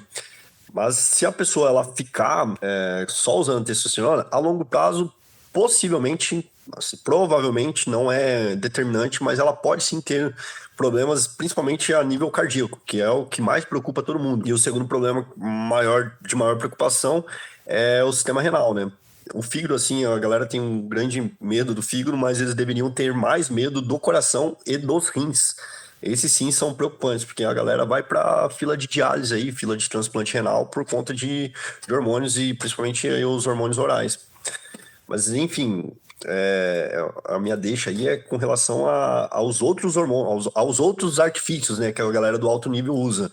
Muito estimulante, muito diurético, isso aí de fato compromete muito a vida da pessoa. Sim, antes realmente usavam menos. Eu não sei exatamente o que o Arnold usava. Eu já vi dizerem assim, esse tech dele que era tipo Primobolan, Dianabol e Deca, só isso. Eu não sei exatamente. Frank Zane eu também não sei exatamente. O Frank Zane tá vivo até hoje, é da idade do presidente Biden lá dos Estados Unidos, provavelmente tá melhor que o Biden, e utilizou esteroides. Não sei exatamente o que ele utilizou. Frank Zane gostava de dizer que era natural, eu não acredito que seja. Mesmo ele sendo o menor dos Olímpias, ele tinha bastante densidade, mas imagino que ele falava de não utilizar justamente por uma questão ética, assim, de não influenciar outras pessoas a utilizarem. Acredito que seja isso. Como a gente está deixando bem claro aqui, se a pessoa for utilizar, melhor ela estudar bem o caso dela, para não perder várias décadas de vida por conta de um uso de esteroides. E se for utilizar uma dose coerente, de uma droga coerente. E a pessoa também deve entender que se ela não tem genética para competir, talvez seja melhor não brincar demais, assim, de utilizar doses muito altas. Isso a pessoa vai descobrir com o tempo, né? Eu, pelo menos, acho interessante a pessoa treinar uns 4, 5, 6 anos antes de pensar em utilizar esteroides. Ela aprender a treinar, aprender a fazer dieta, aprender como o corpo dela funciona, ver quais são os limites dela, conseguir ter uma carga legal nos exercícios principais, né? De supino, agachamento, terra, remadas, desenvolvimento. Primeiro, ela ter uma carga interessante, ou assim, uma carga interessante para depois pensar se ela gostaria mesmo de utilizar esteroides. Porque eu, pelo menos, eu já estou satisfeito com o meu shape. Não provavelmente é o menor shape daqui dos três, aliás, é o menor dos três, mas eu estou satisfeito. Utilizei esteroides somente uma vez por engano do médico. Ele achou que estanozolol oral ia resolver o meu problema. Então não dá para falar que eu sou natural da vida toda, mas só usei essa vez. Realmente dá uma diferença até na mentalidade da pessoa, pelo menos no meu caso, não sei se foi placebo, mas eu pelo menos não recomendo. Acredito que dá para ter um shape muito legal naturalmente e tentando melhorar aos poucos, né? Já tá com um shape legal e tenta melhorar um pouquinho mesmo natural. O céu é o limite, né? Tem um nível que você vai ter muita dificuldade de evoluir. Você vai demorar 1 ano para evoluir quase nada. Coisa que se você utilizar esteroides, você desenvolver 1 semana, que demora quase 1 ano. Mas eu acho legal ir tentando descobrir aos poucos o que pode fazer para melhorar. Como é que pode desenvolver mais ainda, mesmo natural. Se você pega mais peso nos exercícios, você vai desenvolver seu músculo. Não tem jeito. Não, perfeito. Assim, testosterona é vida. Eu não discordo disso. A testosterona ela tem um impacto assim, imenso na qualidade de vida de qualquer pessoa. Mesmo mulheres têm um impacto bem significativo na função aí de vários sistemas. A pessoa vai ter uma melhora muito absurda no bem-estar, porque ela faz parte ali da síntese de neurotransmissores, como serotonina, dopamina, ela age diretamente ali nos processos, vai aumentar a motivação, vai aumentar a energia, a cognição da pessoa fica melhor, porque ela, de certa forma, a testosterona, ela apoia ali a memória, a concentração, e até mesmo a plasticidade neuronal. Então a pessoa vai ficar, abre aspas, um pouco mais inteligente, vai ter saúde neuromuscular, porque ela melhora, como é que diz? ela melhora a coordenação motora e a função neuromuscular ali do músculo mesmo, ela modula estresse, diminui um pouco da produção do cortisol, vai ter um impacto muito significativo ali na função sexual, no caso da libido. A qualidade de sono reparador em si melhora significativamente, mas diante de todos esses benefícios, assim, ó, a testosterona é fundamental para todo mundo, seja homem ou mulher, principalmente para o homem, né? O homem tem uma taxa muito maior de testosterona. Mas aí, os amigos ouvintes, eu uso hormônio já, no meu canal eu falo isso abertamente, mas o hormônio, ele pode limitar a sua vida, assim, diminuir alguns bons anos a sua expectativa de vida. Talvez se você vivesse até os 85, talvez não tem nenhum estudo, não tem nenhuma base sólida científica que corrobore com o que eu vou dizer agora, porque, eticamente falando, é impossível estudarem isso a longo prazo. Ninguém vai poder estudar um grupo diferente de pessoas com uma heterogeneidade ali enorme, que para comprovar que a testosterona em, sei lá, 5.000 pessoas de fato limitou a vida, diminuiu a expectativa de vida em, sei lá, 20 anos, vamos supor, devido a causas cardíacas, renais, enfim. Mas o que eu posso dizer para vocês, assim, com base em tudo que eu estudo, é que usar hormônio, mesmo TRT, não é saudável. Eu explico por quê. Durante um dia ali, o nosso ciclo circadiano, a gente tem oscilações que são fisiológicas, são oscilações naturais da sua testosterona. Então, durante a manhã ela vai estar um pouco mais alta, durante a tarde e a noite ela vai estar um pouco mais baixa, e essas alterações fisiológicas, essas flutuações hormonais, tem que ter. É necessário sua testosterona em determinados momentos do dia estar mais baixa e em determinados momentos do dia estar mais alta. Porque, conforme eu disse para vocês aí, ela modula muitos neurotransmissores, ela faz muitas reações enzimáticas, então tudo isso acontece em determinados momentos, ou sua testosterona vai estar mais alta ou estar mais baixa, para que isso ocorra. Em pessoas que usam hormônios, ainda que TRT, que é a terapia de reposição hormonal, mesmo essas pessoas, elas têm o basal da testosterona dela não oscila, ele só vai caindo, ele não oscila, e a gente precisaria dessas oscilações, essas flutuações diárias normais. E quem usa hormônio não tem essas flutuações. E é por isso um dos grandes problemas, né? Claro, tem aí a questão da hipertrofia cardíaca, porque a gente tem muito receptor de testo ali no coração, mas um dos grandes problemas que eu vejo hoje no uso da testosterona, ainda que em TRT, é a questão da flutuação hormonal diária, que é inexistente, e isso acarreta em consequências e diminuição da expectativa de vida por consequência, porque o seu corpo ele vai estar ali, ó, é a mesma coisa que tu pegar um carro e colocar ele a 180 por hora durante anos, uma hora vai dar problema. E daí, como a Abel falou, a sua família tem problema cardíaco? Pode ser que o problema estoure ali no coração, sua família tem aí antecedentes na próstata? Pode ser que gere uma hiperplasia prostática benigna muito mais cedo do que iria ter problema renal, enfim, uma série de problemas que pode vir muito antes do desejado. E só para finalizar aqui, mesmo TRT não é saudável por conta dessa flutuação que não existe. Existem alguns tipos de insulina, só para ilustrar para vocês, que elas mimetizam as flutuações normais que o seu corpo teria. Então, se eventualmente inventarem alguma testosterona que faça essas flutuações hormonais, aí será, show de bola, porque aí os homens podem jogar ali o limite superior em 1.200, 1.400, tem uma baita qualidade de vida, e mesmo assim ela faz as flutuações que todos os seus neurotransmissores, a sua função cerebral, sua função cardíaca exigem que esteja baixo para eles otimizarem. Até tem a questão, por exemplo, se a pessoa tá com uma testosterona baixa, tem uma certa possibilidade bem grande de que ela tá com o sistema biológico dela com alguma falha bem grande. Principalmente, sei lá, ela tá com testosterona baixa com 25 anos. Alguma coisa ela tá fazendo de muito errado. Alguma coisa, assim, tem que ser investigada. Não necessariamente você precisa de jogar TRT testosterona num organismo que já não está funcionando perfeitamente. Talvez seja melhor achar as causas. Provavelmente a testosterona vai aumentar naturalmente. A pessoa vai parar de ter problema de libido se ela tiver problema, assim, de pouca autoestima, de pouca energia ao longo do dia. Dá para resolver isso de forma natural. Tem muitos fatores, é um negócio que nem todo mundo vai saber achar o problema.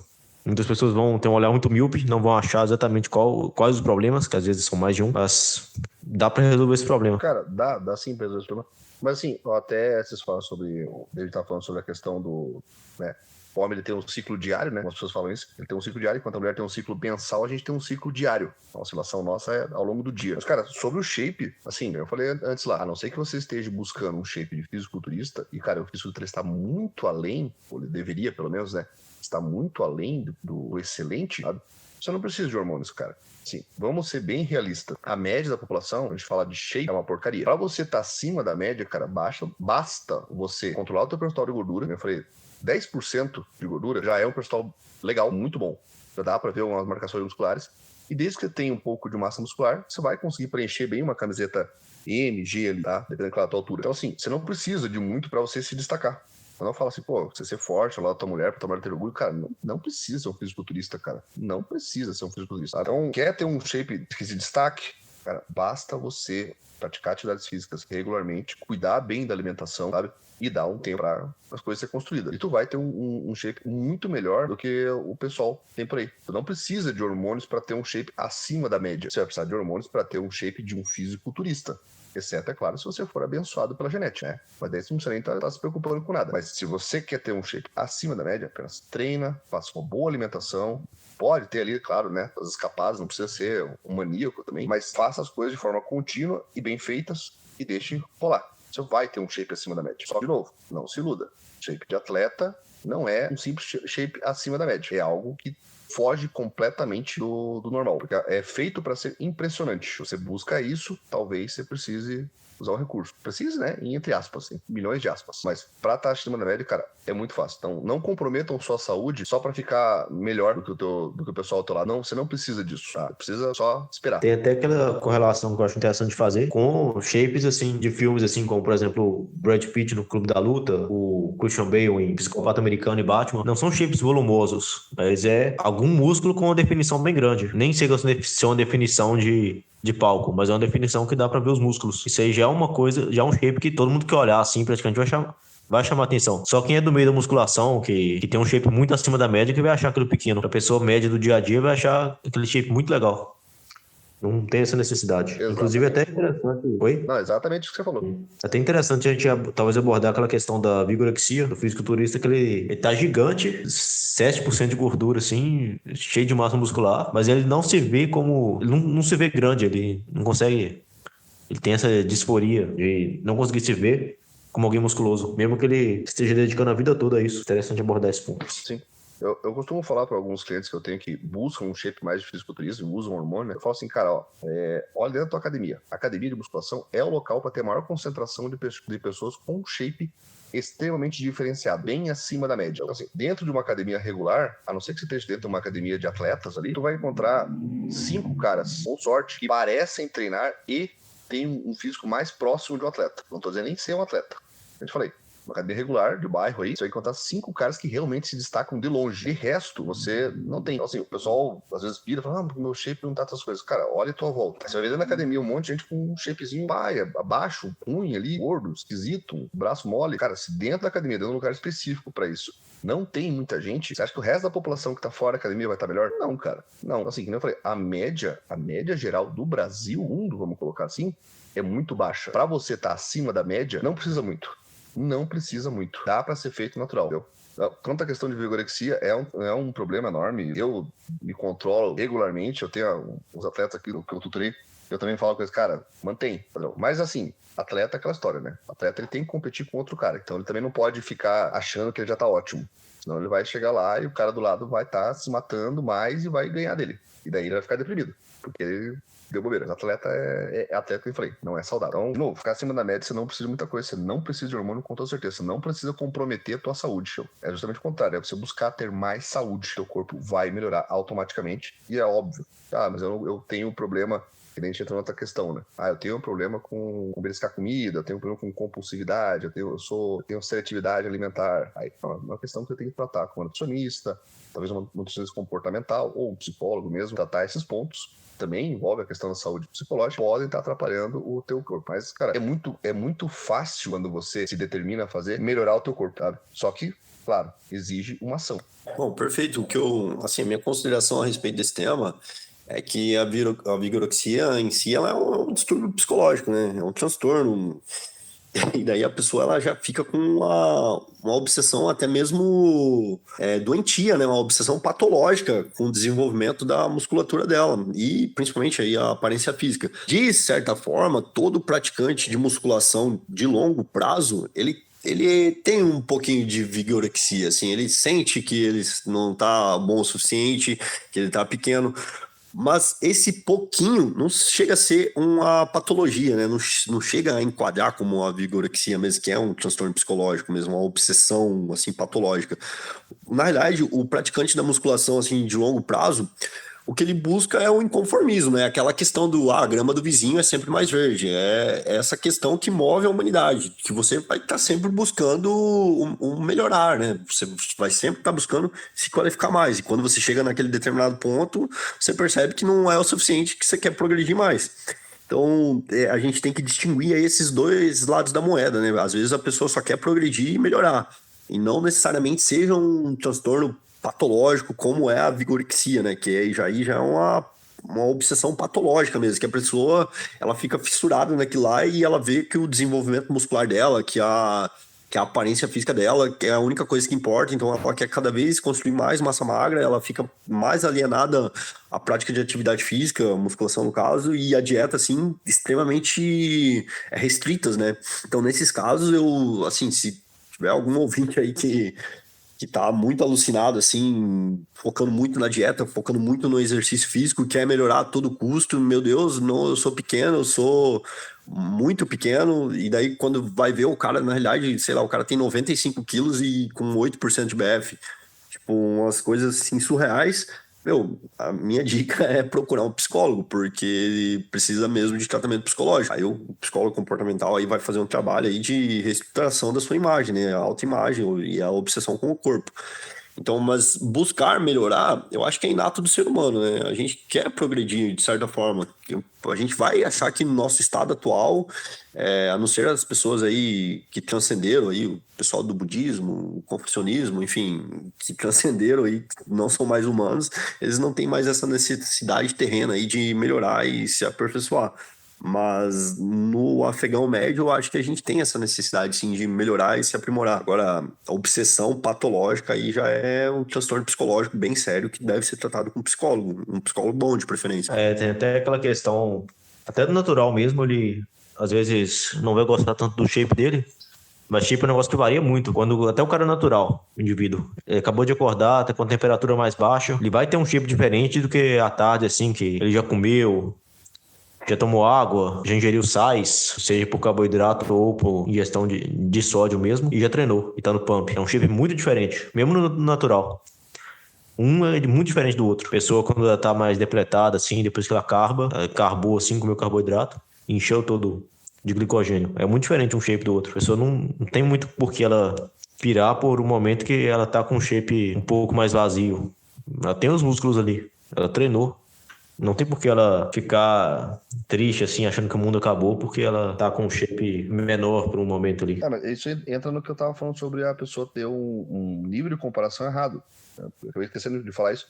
Mas o pessoal olha muito Instagram, olha muito YouTube e vê atletas. Um atleta natural, cara, tipo, às vezes o cara é um fenômeno, sabe? O cara realmente é um fenômeno. Tem um atleta que ele curtiu, é o Giovanni, não vou lembrar o sobrenome dele aqui, mas cara, é um atleta natural que é impressionante, tá? Só que, cara, tipo, literalmente, é 1 em 1 milhão, tá? Então, assim, tá, o cara é natural, o cara tem, Giovanni Pelicioli. Treinou uns 10 anos, né? Talvez até mais. Oi? Ele deve estar treinando uns 10 anos, talvez mais. Cara, não, ele é uma aberração. Eu vou mandar pra vocês aqui.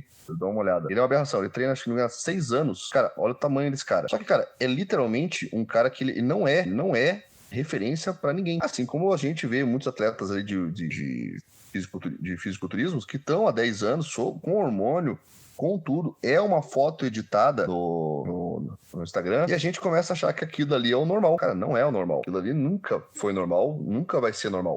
Sabe? Mas por isso que eu falo, olhe na tua academia, que é um lugar de pessoas do dia a dia. É o pessoal que você vê. Quantos que tem realmente um físico excelente, muito acima da média? Poucos. E é um lugar específico para isso. Então para de ficar entrando na internet e pirando a tua cabeça. Tá tendo um ponto muito divergente. Sabe? Na tua cidade, sei lá, você mora numa cidade, às vezes, com 20 mil habitantes, tem 6 academias na região. Dessas 6 academias, quantos que tem realmente um shape de atleta? Sabe? Tipo, pode ser um atleta pequeno. Vai falar, pô, 5. Pô, 5 pessoas em 20 mil da população, sabe? Assim, realmente, você não tá buscando algo racionalmente, assim, normal. Tá muito abaixo da média. Então, entenda, dê tempo. Às vezes você chega lá, você chega muito perto daquilo no treino natural. Mas, seja realista, seja sempre realista. Não sei se vocês conseguiram abrir a imagem do cara aí. Mandei pra vocês. Consegui abrir sim. Lembrei até um pouco daquele Steve Reeves dos anos 40, da época que não existia anabolizante. E ele tinha um shape bem próximo disso aí. Não observei tão a fundo para ver qual a diferença de um shape pro outro, mas era um shape bem cheio naquela época. Esse talvez seja melhor porque hoje em dia tem muito mais recursos, né? Conhece muito mais sobre bons exercícios, bons métodos de alimentação. Tem mesmo super. Ele tem uma boa... Eu vi aqui a imagem do menino, não, ele é bem diferenciado mesmo. Assim, o único adendo é que talvez ele não seja tão alto, né? Provavelmente ele é uma pessoa um pouco mais baixa. Mas mesmo assim é bem considerado a quantidade de massa muscular que ele tem. E a galera se ilude muito, né? Às vezes até mesmo um atleta natural, assim, que é uma aberração genética, que o cara, assim, é 1 em 1 bilhão de pessoas que, de fato, assim, ó, Deus favoreceu e colocou a mão divina nele. Mas muito desses atletas, cara, eles usam, por exemplo, sei lá, peptídeos, que não são rastreados como hormônios, mas de certa forma burlam o sistema, né? Então, o que é natural, né? O que esses caras usam? Porque de certa forma, se ele suplementar com creatina, ele tá fugindo do natural. Então, o que é o natural? Porque é meio complicado essa questão de natural e não uso nada. Beleza, só como comida de verdade e só bebo água. Hoje, para um cara chegar num nível excelente, falando assim, ó, excelente, eu digo é nível competitivo, tá, gente? Para você ser acima da média, é como o Adiel aqui tá batendo essa tecla meia hora, 1 hora, talvez. Tu só precisa de tempo, talvez 5, 6 anos, comer direito, não... E o comer direito também é bem relativo, assim, tu precisa... oferecer os nutrientes que seu corpo precisa para determinado fim e treinar, né? Então 5, 6 anos comendo bem, dormindo bem, ingerindo muita água, cara, tu chega lá, tu vai ter um físico bem diferenciado, bem acima da média, com 5 anos de dedicação, mas se tu pensar 5 anos de dedicação é irrisório perto, sei lá, de 30, 40 anos, né, de tempo de vida. Então se você quer ter um físico legal aos 25, começa hoje aos 20, que com 25 tu vai ter um físico bem acima da média, sendo natural. Porque ser acima da média é como o Adriel bateu na tecla. Não é difícil, é só questão de persistência e prática. Podemos aqui dar vários casos de pessoas que são acima da média fazendo o básico do básico. Isso em qualquer lugar da vida. O cara é um bom músico. Cara, o cara treina, sei lá, 2 horas por dia, só que o cara treina há muitos anos já. O cara é um bom tenista, né? Igual vocês falaram. É que tênis talvez o cara jogue um pouco mais, né? Mas pro cara ser bom acima da média, ele não vai precisar jogar 6 horas por dia. Ele joga 40 minutos todos os dias, ele vai ser bem acima da média. Então, para você ser acima da média, você não precisa se matar, fazer o excepcional, treinar 8 horas por dia, comer 18 refeições por dia. Não, só precisa fazer o básico com quantidade de tempo suficiente. Exatamente. Manter o teu corpo em movimento, oferecer bons nutrientes, aliviar a tua mente também com um negócio que às vezes não é tão nutritivo, né? Meio tóxico, mas moderadas porções. Teu corpo sabe lidar com isso. Não tô falando de drogas recreativas, pessoal, pelo amor de Deus, tô falando só de fast food, tá? Pelo amor de Deus. E deixar o tempo correr. Acontecer alguma coisa diferente, vai no médico, né? Que é uma parte masculina, principalmente, tem um problema enorme com isso em ir no médico, né? É um pavor em ir no médico, em assumir que tem alguma coisa errada no corpo. Cara, ser saudável é fácil. Vamos parar de falar assim, pô, negócio difícil. Tal. Não, cara, é fácil, cara. Só tu fazer um esqueminha ali, ó, cara. Segue ali. Não sabe? Pô, contrata alguém, sabe? Tipo, não tem problema. A gente não nasce sabendo, viu? Às vezes, ao invés de você perder 3 anos ali e tal, estudando sobre um assunto, cara, gasta 6 meses num acompanhamento, um bom acompanhamento, você já vai ter uma boa instrução, vai ter um avanço naquele teu objetivo, e talvez depois você consiga tocar sozinho. Se o teu objetivo é algo mais palpável, mais simples, entendeu? 6 meses às vezes já dá conta do recado. E o resto você toca na disciplina. Não, muito legal essa sua consideração, Ariel, porque na minha consultoria mesmo, é que o meu foco não é necessariamente o fisiculturismo, né? O meu foco como, assim, aspirante a médico aí, é prover saúde, né? Então, eu percebo muito isso na consultoria. O cara que trabalha comigo há 4 meses, assim, eu tô aberto a perguntas o dia todo para pessoal que são meus alunos, e quem não é meu aluno eu também respondo numa boa. O pessoal lá do meu grupo do Telegram sabe muito bem disso. E eu percebo, cara, que eu chego a um determinado ponto ali, o cara atingiu 4, 5, 6 meses comigo, eu falo, cara, assim, se você quer evoluir muito significativamente o seu físico, aí a gente vai ter que partir para alguma outra abordagem. Mas o que eu já te passei de conhecimento, tu consegue seguir sozinho, eu não preciso te cobrar mais. Porque eu vejo, assim, eu gosto de dinheiro, não vou negar, eu gosto muito de dinheiro, só que às vezes eu sinto que não tô ofertando o que vou estar cobrando do cara, porque eu já passei aquilo lá várias vezes. Se o cara subir a conversa dele, ele consegue ler que eu já passei aquele feedback para ele e ele vai ter aquela resposta. Então, na minha consultoria em si, o pessoal tende a ficar por tempo bem limitado, porque geralmente eu não priso pela estética ao limite, né? Eu priso sim pela queima de gordura, porque a gordura é inflamatória, ela libera mediadores de inflamação, então isso não é saudável. Eu priso sim pela pessoa reduzir a quantidade de massa gorda e que tá parada ali dela, prisando ali a construção de massa magra. Eu prezo muito por isso. Só que chega um determinado tempo que o cara fala, agora tu pode seguir por conta que tu vai dar conta. E se tu tiver alguma dúvida, por exemplo, hoje mesmo, um menino pediu para mim interpretar um espermograma dele, né? Que ele saiu com a dúvida lá. Eu interpretei numa boa, assim, ele já faz 4 meses que ele tá fora da consultoria e, não tem problemas. E é muito legal. Quando a pessoa ela aprende a cuidar da própria saúde, ela não precisa de médica, ela não precisa de nutricionista, talvez ela precise de um educador físico para correção ali pontuais no treinamento, né? Porque agora me alongando um pouco mais, às vezes eu coloco o meu celular para gravar o meu treino para me corrigir. Como eu não treino com um parceiro, então eu não consigo verificar. Mesmo olhando no espelho, às vezes eu não consigo verificar que eu estou fazendo alguma execução errada. Então, um bom insight aí pro pessoal, coloque o celular de vocês gravar, não precisa postar em lugar nenhum, é só para vocês terem noção da execução de movimento, amplitude de movimento que vocês estão executando determinado exercício. Isso vai ajudar muito em correções. Cara, excelente dica. Eu sou professor de educação física e eu me filmo, e muito do que eu filmo, eu não posto, porque eu olho e falo, opa, tô descendo menos, tô com um desbalanço aqui. Já atrás eu percebi um desbalanço no meu quadril, cara, eu falei, pô, tá estranho isso aqui. Aí filmei na outra semana, de novo. Falei, não, beleza. Fui no quiroprata, descobri um desalinhamento ali no quadril pela perna de apoio que eu uso ao longo do dia, fora do treino. Então, assim, são coisas que você vai reparando. Você vai falando, por que tá sendo aqui? Porque na hora do treino, você está mais preocupado em conseguir fazer um bom recrutamento do músculo e você não consegue perceber pequenos detalhes. Às vezes você até erra em coisas básicas, tipo, não tá descendo o suficiente, não tá mantendo bem a postura, porque você tá focado ali numa função, né? Aquela história, o teu corpo, ele não entende assim, eu tenho que estimular o músculo, fazer um belo movimento. Não, ele entende basicamente que você quer trazer o peso do ponto A ao ponto B, entendeu? Se ele vai usar 300 músculos para isso, para ajudar na função e ficar mais fácil, beleza. A nossa tendência natural é roubar, entendeu? E eu falei no começo, não tá se machucando tranquilo, mas se tá num movimento que já começa a chegar num certo período, pausa. E igual você falou, cara, eu tenho uma atleta de nível nacional e tenho outros 2 aspirantes atletas aí que estão se enrolando faz um tempo. Enfim, o restante, cara, dos meus clientes, eles ficam ali 6 meses, às vezes uns 9 meses comigo, entendeu? E depois eu falo, cara, se quiser, eu te ajudo na parte do treino, mas na parte de instrução alimentar, até na parte do treino mesmo, você já tem consciência do que vocês precisam fazer. Eu faço muito podcast no grupo, tipo, explicando, por que o exercício não pode fazer assim, por que você não pode roubar. Se os caras param pra escutar o podcast, eles veem que, tipo, não, eu faço, áudios enormes, eu falo pra caramba. Então, a pessoa vai entender por que ela não deve fazer um movimento, que ela deve cuidar assim, por que ela deve notar alguma coisa, como que ajusta o banco, como que corrige isso aqui. Se tá doendo um pouco aqui, é porque tá pegando outro músculo, entendeu?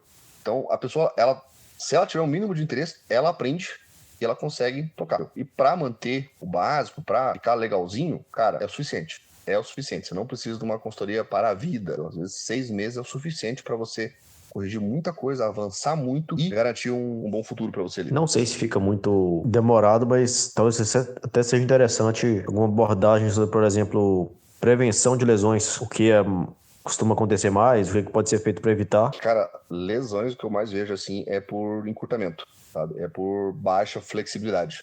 Eu só tenho uma ideia assim, tipo, não, você lesionou por causa de excesso de carga. Mas, cara, você pode ver assim, quando você tem um exercício bem básico que lesiona com bastante frequência. Levantamento terra, quando o pessoal faz aquela pegada mista. Então, uma mão supinada e uma mão pronada, né? Palma da mão para frente e uma palma da mão para trás. Qual que é o músculo que tende a romper? O bíceps na posição supinada, que é onde ele está mais alongado. E muitas vezes a pessoa tem um bíceps encurtado. Sob tensão, sob alta tensão, você vai acabar lesionando bem aquele músculo, entendeu? Eu sempre brinco, é o elo mais fraco da corrente que determina a força dele. Então, assim, se o bíceps está fraco, ele vai alongar. Eu recomendo, no geral, para não fazer aquela pegada mista. Faz a pegada tradicional, usa strap, porque, pô, o exercício já é para tuas costas e para tuas pernas. São músculos grandes. A não ser que você tenha uma pegada muito, muito forte, não tem por que você ficar se limitando o trabalho da tua perna e das costas pela força da mão. Então, usa o strap. É mais tranquilo, mais garantido. E nos outros exercícios você abandona o strap. E não usa aquela pegada. Porque se você alongar o músculo sob tensão, que ele tá fraco, a chance de lesionar é enorme. As musculaturas das costas que estão ali, você pode colocar um strap. Adiciona mais carga. Se a tua musculatura das costas e posterior tiver uma flexibilidade mínima boa para aquele exercício, ela não vai lesionar. Não vai lesionar, entendeu? O que vai acontecer, claro, você vai ter o desgaste muscular, você vai ter o dano muscular. Beleza. De resto, ele vai se manter intacto. Agora, o que causa geralmente a lesão muscular é a questão da falta de flexibilidade. De novo, não precisa ser uma ginasta, tá? Na verdade, não tem nem vantagem evolutiva nenhuma ser uma ginasta, mas você precisa ser capaz de fazer o mínimo ali, tá, do movimento que se pede na academia. Assim, o que eu vejo muito aí, tanto na consultoria e inclusive em mim mesmo, com relação à lesão, bicho, principalmente aí, o Adriel comentou lá bem mais pra cima aí do podcast com relação ao tenista, né? Tem uma síndrome lá do tenista, né? O cotovelo de tenista, que é uma tendinite. Então aquela barrinha reta pra fazer o tríceps, menino, aquilo lá causa uma tendinite que, se vocês soubessem, vocês não usariam aquela barrinha, usariam só a barrinha curvada, a barrinha V, enfim, ou corda, né? Pra fazer tríceps. Mas isso em si, a causa básica, geralmente é a técnica incorreta, o aquecimento que não foi adequado para sua articulação adaptar. Peso muito excessivo pode ser uma das causas, então para isso uma progressão gradual pode ser indicada. E outra lesão que eu vejo muito comum é nos ombros, principalmente para a galera que faz supino reto. Assim, há controvérsias na literatura, tem literatura que mostra que o supino reto com a barra livre pode causar, tem estudos que mostram que não causa nada, que o que manda mais é a angulação, a genética e a carga inadequada, né? E principalmente, né? Geralmente o pessoal da academia, eles não sabem fazer com a técnica correta ali, encaixando bem a escápula, contraindo bem os músculos. Então, lesionar o ombro também é muito comum. Percebo que a galera, às vezes até alguns instrutores na academia, dentro do ginásio, tem alguma dificuldade em ajudar os alunos, porque os alunos têm um ego super inflado. O Adriel pode falar melhor disso, né? Não sei se o Adriel é instrutor em ginásio, mas os alunos geralmente têm um ego super inflado e não aceitam correções. O cara tá nitidamente fazendo uma técnica incorreta, que vai lesionar, e o cara continua insistindo no erro. Então, assim, para finalizar aqui minha deixa, eu deixo algumas colocações importantes com relação à prevenção de lesão.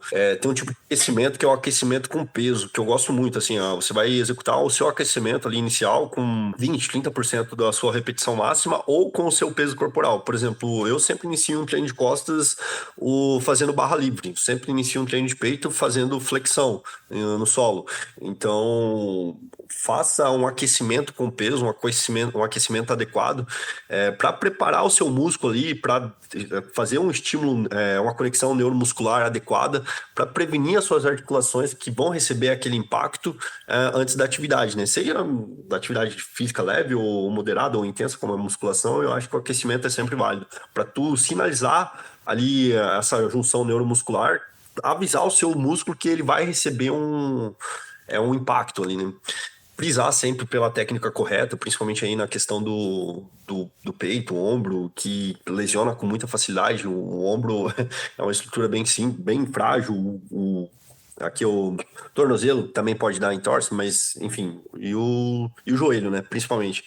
E ter progressão gradual, eu vejo que a galera peca às vezes nisso, acha que tá muito forte, mas às vezes o seu tendão, a sua articulação ainda não aguenta aquele peso. E você tá forçando carga em cima da articulação que ainda tá frágil. Você precisa construir mais massa muscular em volta daquela articulação, daqueles tendões, fortificar ele, para que eles executem da melhor maneira possível o seu exercício e não te dê uma lesão. Então, progressão gradual, sempre progressão gradual, não chega colocando muita carga de um treino para o outro, que isso pode ser deletério. Descanso, recuperação, o Luiz aí comentou que ele achava que era muito importante treinar 6 vezes na semana e não é bem por aí. Eu acho que o descanso, a recuperação adequada, ela manda muito na prevenção de lesões. Você pode lesionar por estresse. O que é uma lesão por estresse, né? Você fez muito aquela atividade que você chegou a lesionar, né? E bom, para finalizar, assim, eu sei que não faz parte da musculação, mas está diretamente relacionado a hidratação e a nutrição correta. Sem a hidratação, o seu músculo ele fica sem água, 70% de todo o seu corpo é água. Então, dê água e na parte da nutrição, né, entra aí os eletrólitos, principalmente, minerais, vitaminas, os macro e os micronutrientes, principalmente aqui no que eu tô falando é micronutrientes, porque eles vão prevenir de dar lesões em você, cãibras, enfim, eletrólitos são muito importantes. Isso que eu tenho para considerar sobre lesão, né? Aí depois entra a questão de tratamento, né? Aí não sei se vocês queriam falar, mas basicamente, assim, muitos médicos vão passar analgesia e gelo.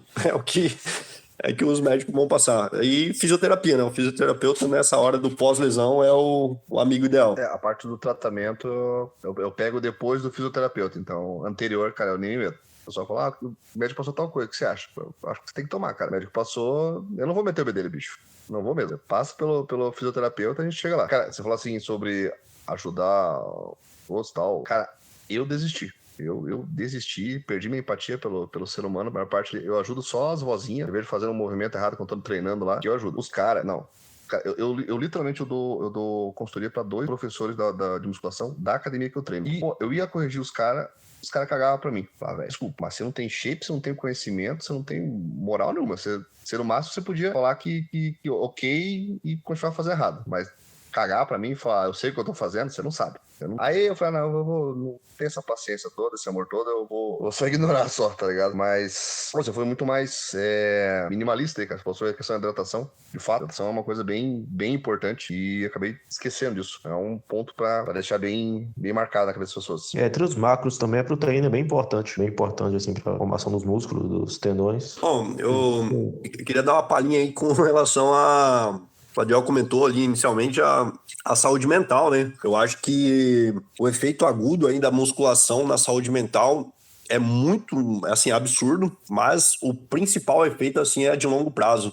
Eu vejo que na saúde mental, a atividade física, ela melhora demais os quadros ali de depressão, de ansiedade. E assim, na minha visão, é até um crime um psiquiatra não exigir mesmo dos seus pacientes procurarem uma atividade física. E aqui, no tocante, não entra só a musculação, embora eu sempre vou advogar a favor da musculação, né? Mas qualquer tipo de atividade física vai ser muito impactante na saúde mental do paciente, de qualquer pessoa, né? E eu acho, na minha opinião, assim, não tão humilde, não tão modesta, não tão modesta, o tratamento psicoativo ali, o farmacológico, drogas farmacológicas, ele deveria ser, assim, priorizado a prescrição juntamente com a atividade física, porque já é assim, difundido, isso está em qualquer lugar que vocês possam pesquisar, que vocês vão encontrar quais os benefícios reais que a musculação age sobre o corpo, a liberação de neurotransmissores, de endorfina. A endorfina, por exemplo, te dá prazer.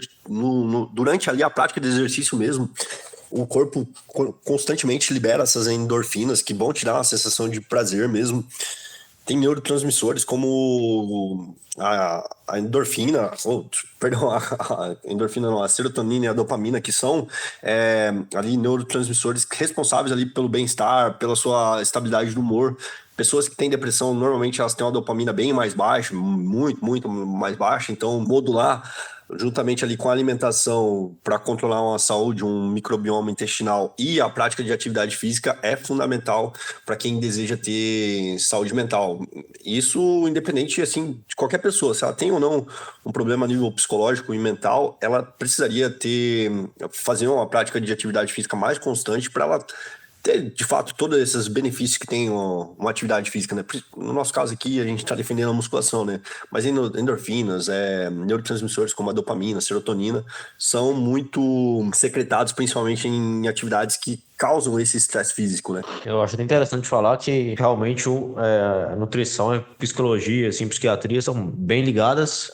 Até porque a medicina é ligada com isso também. Porque da mesma forma que uma pessoa está com problemas psicológicos, o exercício físico vai ajudar ela. A pessoa que também está com dificuldade de emagrecer, por exemplo, que talvez tenha alguma falta de autoestima com alguma atividade física, ela ter um acompanhamento psicológico também vai ajudar ela a emagrecer também. Talvez o problema não é só contar calorias para ter um déficit e tal e emagrecer, não. Às vezes o problema é negócio até psicológico por parte da pessoa, de não conseguir ficar sem aquele tanto de comida que não é saudável. Talvez o acompanhamento com o psicólogo vai ajudar muito nisso, vai ajudar a pessoa. Até aquela pessoa que, por exemplo, no esportes, né, quase todo time de esportes tem um psicólogo que vai ajudar a pessoa a manter a cabeça firme para ela não abalar o psicológico, conseguir jogar bem, né? Porque vai acontecer da pessoa ficar nervosa, por exemplo, uma pessoa que está com 17 anos e vai jogar futebol, sei lá, contra um time, assim, dos melhores do mundo. Uma pessoa, assim, a pessoa, ela joga bola muito bem, mas ela é uma criança ainda. Ela ainda tá desenvolvendo. O psicólogo nessa parte vai ajudar. É importante ter como é que fala? Essa mistura, assim, a parte boa de cada profissional, ajudando no que convém, qual que é a especialidade de cada profissional e ajudar o ser humano a conseguir atingir todos os seus objetivos.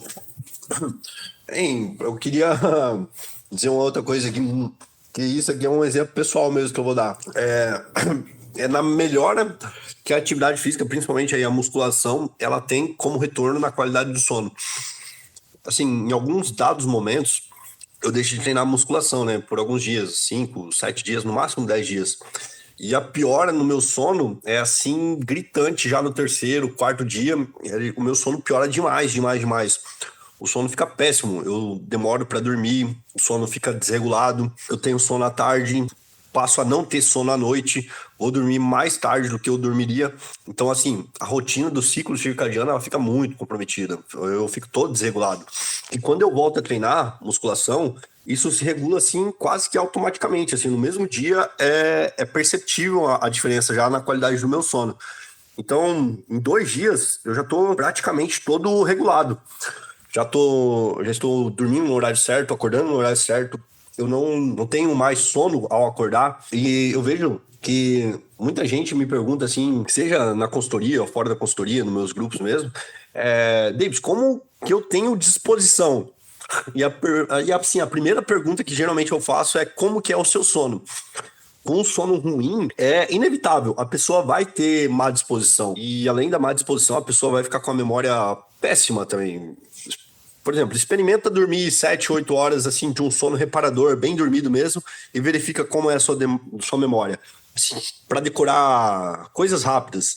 Por exemplo, tu precisa decorar uma sequência de 6 números de uma senha. Se alguém te apresentar essa senha com uma noite de sono bem dormida, você consegue decorar tranquilamente. Agora, experimente decorar a mesma sequência de números dormindo 4, 5 horas. E ainda com sono péssimo, turbulento, assim, ó, tu não decora nada, bicho.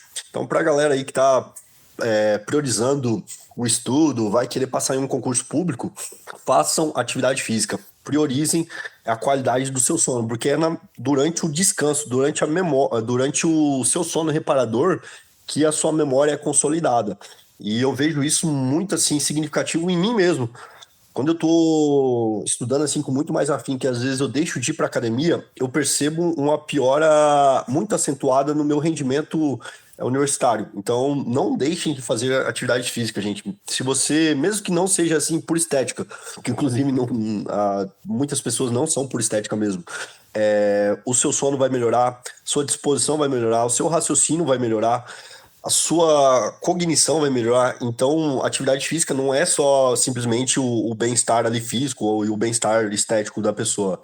As consequências na saúde são gigantescas em quem faz e em quem não faz. Sim, inclusive não tem como estudar o dia todo, né? Uma hora simplesmente está muito cansado, aí entre um bloco de estudo e outro dá para encaixar um treino de musculação. Eu já tive problema de dormir também, mas quando eu treinava todos os dias, naquela época que eu falei mais cedo. Aí depois lá pro quarto, quinto dia, eu comecei a ficar muito cansado. Sexto dia nem rendia na musculação. Nunca conseguia subir carga no treino que eu faço no sexto dia. Era sempre um treino muito ruim. E é exatamente a questão que até o próprio Lee Haney falava, de que você tem que estimular e não aniquilar. Estimular o músculo para ele crescer, mas não é para ter aquele treino todos os dias para destruir seu músculo na real. É uma evolução constante, mas sem passar da conta. E faz até aquela questão da curva em U, né? Quando você não treina, você dorme mal. Mas quando você treina de forma exagerada, você também vai dormir mal. Olha, eu acho que a gente abordou bastante coisa, assim, já deu quase 2 horas. Se quiserem falar mais alguma coisa, acho que dá pra falar assim, sem problema. Mas por mim já tá uma quantidade boa de podcast. Eles podem falar, não tem problema se ficar meia hora maior. Não, eu também tava pensando aqui nos tópicos que a gente trabalhou. Eu acho que a gente cobriu tudo, basicamente. Não, eu acho que é isso mesmo. Pode ser que tenha ficado dúvidas aí, o pessoal deixa nos comentários. O Adriel vai ter o maior prazer em responder todos vocês. E se responder, daí o Luiz responde. Mas divulgar aí as redes do Adriel, as minhas redes, redes do Luiz, a rede do Saúde Tradicional também. Começa aí, Adriel. Se divulgue aí, meu bom, meu nobre. Cara, é só procurar lá Adriel_Smiley e já vai me achar. Smiley é S-M-A-I-L-E-Y. Nome um pouquinho diferente, mas não é apelido, é Adriel, é esse nome mesmo. E pra quem usa o Telegram, o arroba do Adriel é Lowabuser. Arroba L-O-W-A-B-U-S-E-R. Pois é. Essa é uma piadinha, tá ligado? Eu fiz com o pessoal. Todo mundo fala que não, eu sou low dose. Cara, vamos, né? Pequeno momento aqui. Não existe low dose se você tá usando hormônio, cara. A dose, me corrija se eu estiver errado, David, mas a dose medicinal de hormônio para TRT, que seria a dose ideal, seria ali entre 100 a 125 miligramas por semana, certo? Não, é menos que isso. É de 50 a 75 semanal. Essa dose aí já entra no quadro quinzenal. Ó, então, piorou. Eu falo, se é low dose, se é abaixo da dose, quem que tá usando menos de 50? Vai, vamos lá, 40 para ficar bem abaixo. Quem que usa, se aplica 40 miligramas por semana? Mulher. Nem mulher às vezes usa, mulher usa mais às vezes. Não, mas eu tô falando, tipo, ninguém faz isso, cara. Aí o cara fala, sou low dose. Cara, não, a dose é bem abaixo de 200 miligramas. Você tá com 200 miligramas, você já tá abusando. Certo? Você tá usando mais. Você tá fazendo mal pra tua saúde um monte ou mal pra tua saúde só um pouco, filho. Então a brincadeira do... Acabou ficando esse níquel, cara. Fiz da zoeira e ficou. Então low abuser por causa disso, cara. Tipo, né? Enfim. Eu lembro da época do BP, do seu amigão BP. Esse mesmo. Bom, fazer o meu super jabá aí. No Instagram vocês conseguem me encontrar como David, né? DAVIDK.Romano. E no Instagram vocês no Instagram eu já falei, né? No Telegram vocês conseguem encontrar o meu grupo no Telegram, @construindo um numeral monstro. Aí vocês conseguem me encontrar lá, se não encontrar é David KRC. David, né? KRC, o meu @ de perfil. No meu grupo lá do Telegram tem muita informação que eu posto lá, às vezes diariamente, às vezes eu fico alguns dias sem postar devido à minha rotina um pouquinho puxada. Mas no geral tem muito conteúdo lá que eu posto desde outubro do ano passado. Bastante conteúdo que agrega muito aí. E o Saúde Tradicional, acho que o Luiz vai falar aí, né, Luiz? Sim, hoje eu tô quebrando um galho pro Paranaenses, que ele não entende muito de musculação. E como eu tenho um entendimento um pouco maior, hoje eu fui host. Foi a primeira vez que eu fui host de fato. Antes eu era só co-host dele, conversava junto com ele. Primeira vez que eu tô puxando o podcast mesmo. Foi muito bom, gostei muito do podcast. É um podcast que eu escutaria. Que eu gostaria de escutar se eu não estivesse produzindo ele. Foi até melhor do que eu esperava, assim, para meu primeiro podcast como host. Mas também não tem como ser ruim, que eu tô com 2 co-hosts aqui muito bons. Então não tinha como. Se eu fizesse pior ainda ia ser bom, porque tô bem acompanhado aqui. E podem seguir Saúde Tradicional no Telegram. Não sei se é isso mesmo, mas imagino que todo mundo aqui conhece. Vai estar provavelmente vai estar no YouTube também. E é isso aí. Últimas considerações, se alguém quiser. Então é isso. Eu agradeço o Paranaense que me convidou aí, e o Luiz também. Agradeço por ter aceitado o Adriel. O Adriel entende muito mais do que eu na parte de musculação. O Adriel é foda. Inclusive, quem tiver dúvida e interesse na consultoria do Adriel, o Adriel é o cara mais barateiro que eu conheço pelo tamanho e qualidade que ele oferece. Agradeço demais aí, Luiz. Agradeço demais o Adriel aí por ter compartilhado conhecimento com a gente. Valeuzão, um abração lá pro Paranaense, todo mundo aí do Saúde Tradicional. E eu também quero agradecer ao Luiz, agradecer ao David também, que me informou. E obrigado pela oportunidade. Desculpa falar pra caramba, eu falo pra cacete, mas acaba sendo um assunto que eu gosto, então me empolgo e deixo, me perco. E muito obrigado, isso aí. Muito obrigado, ouvinte. Até a próxima. Até mais.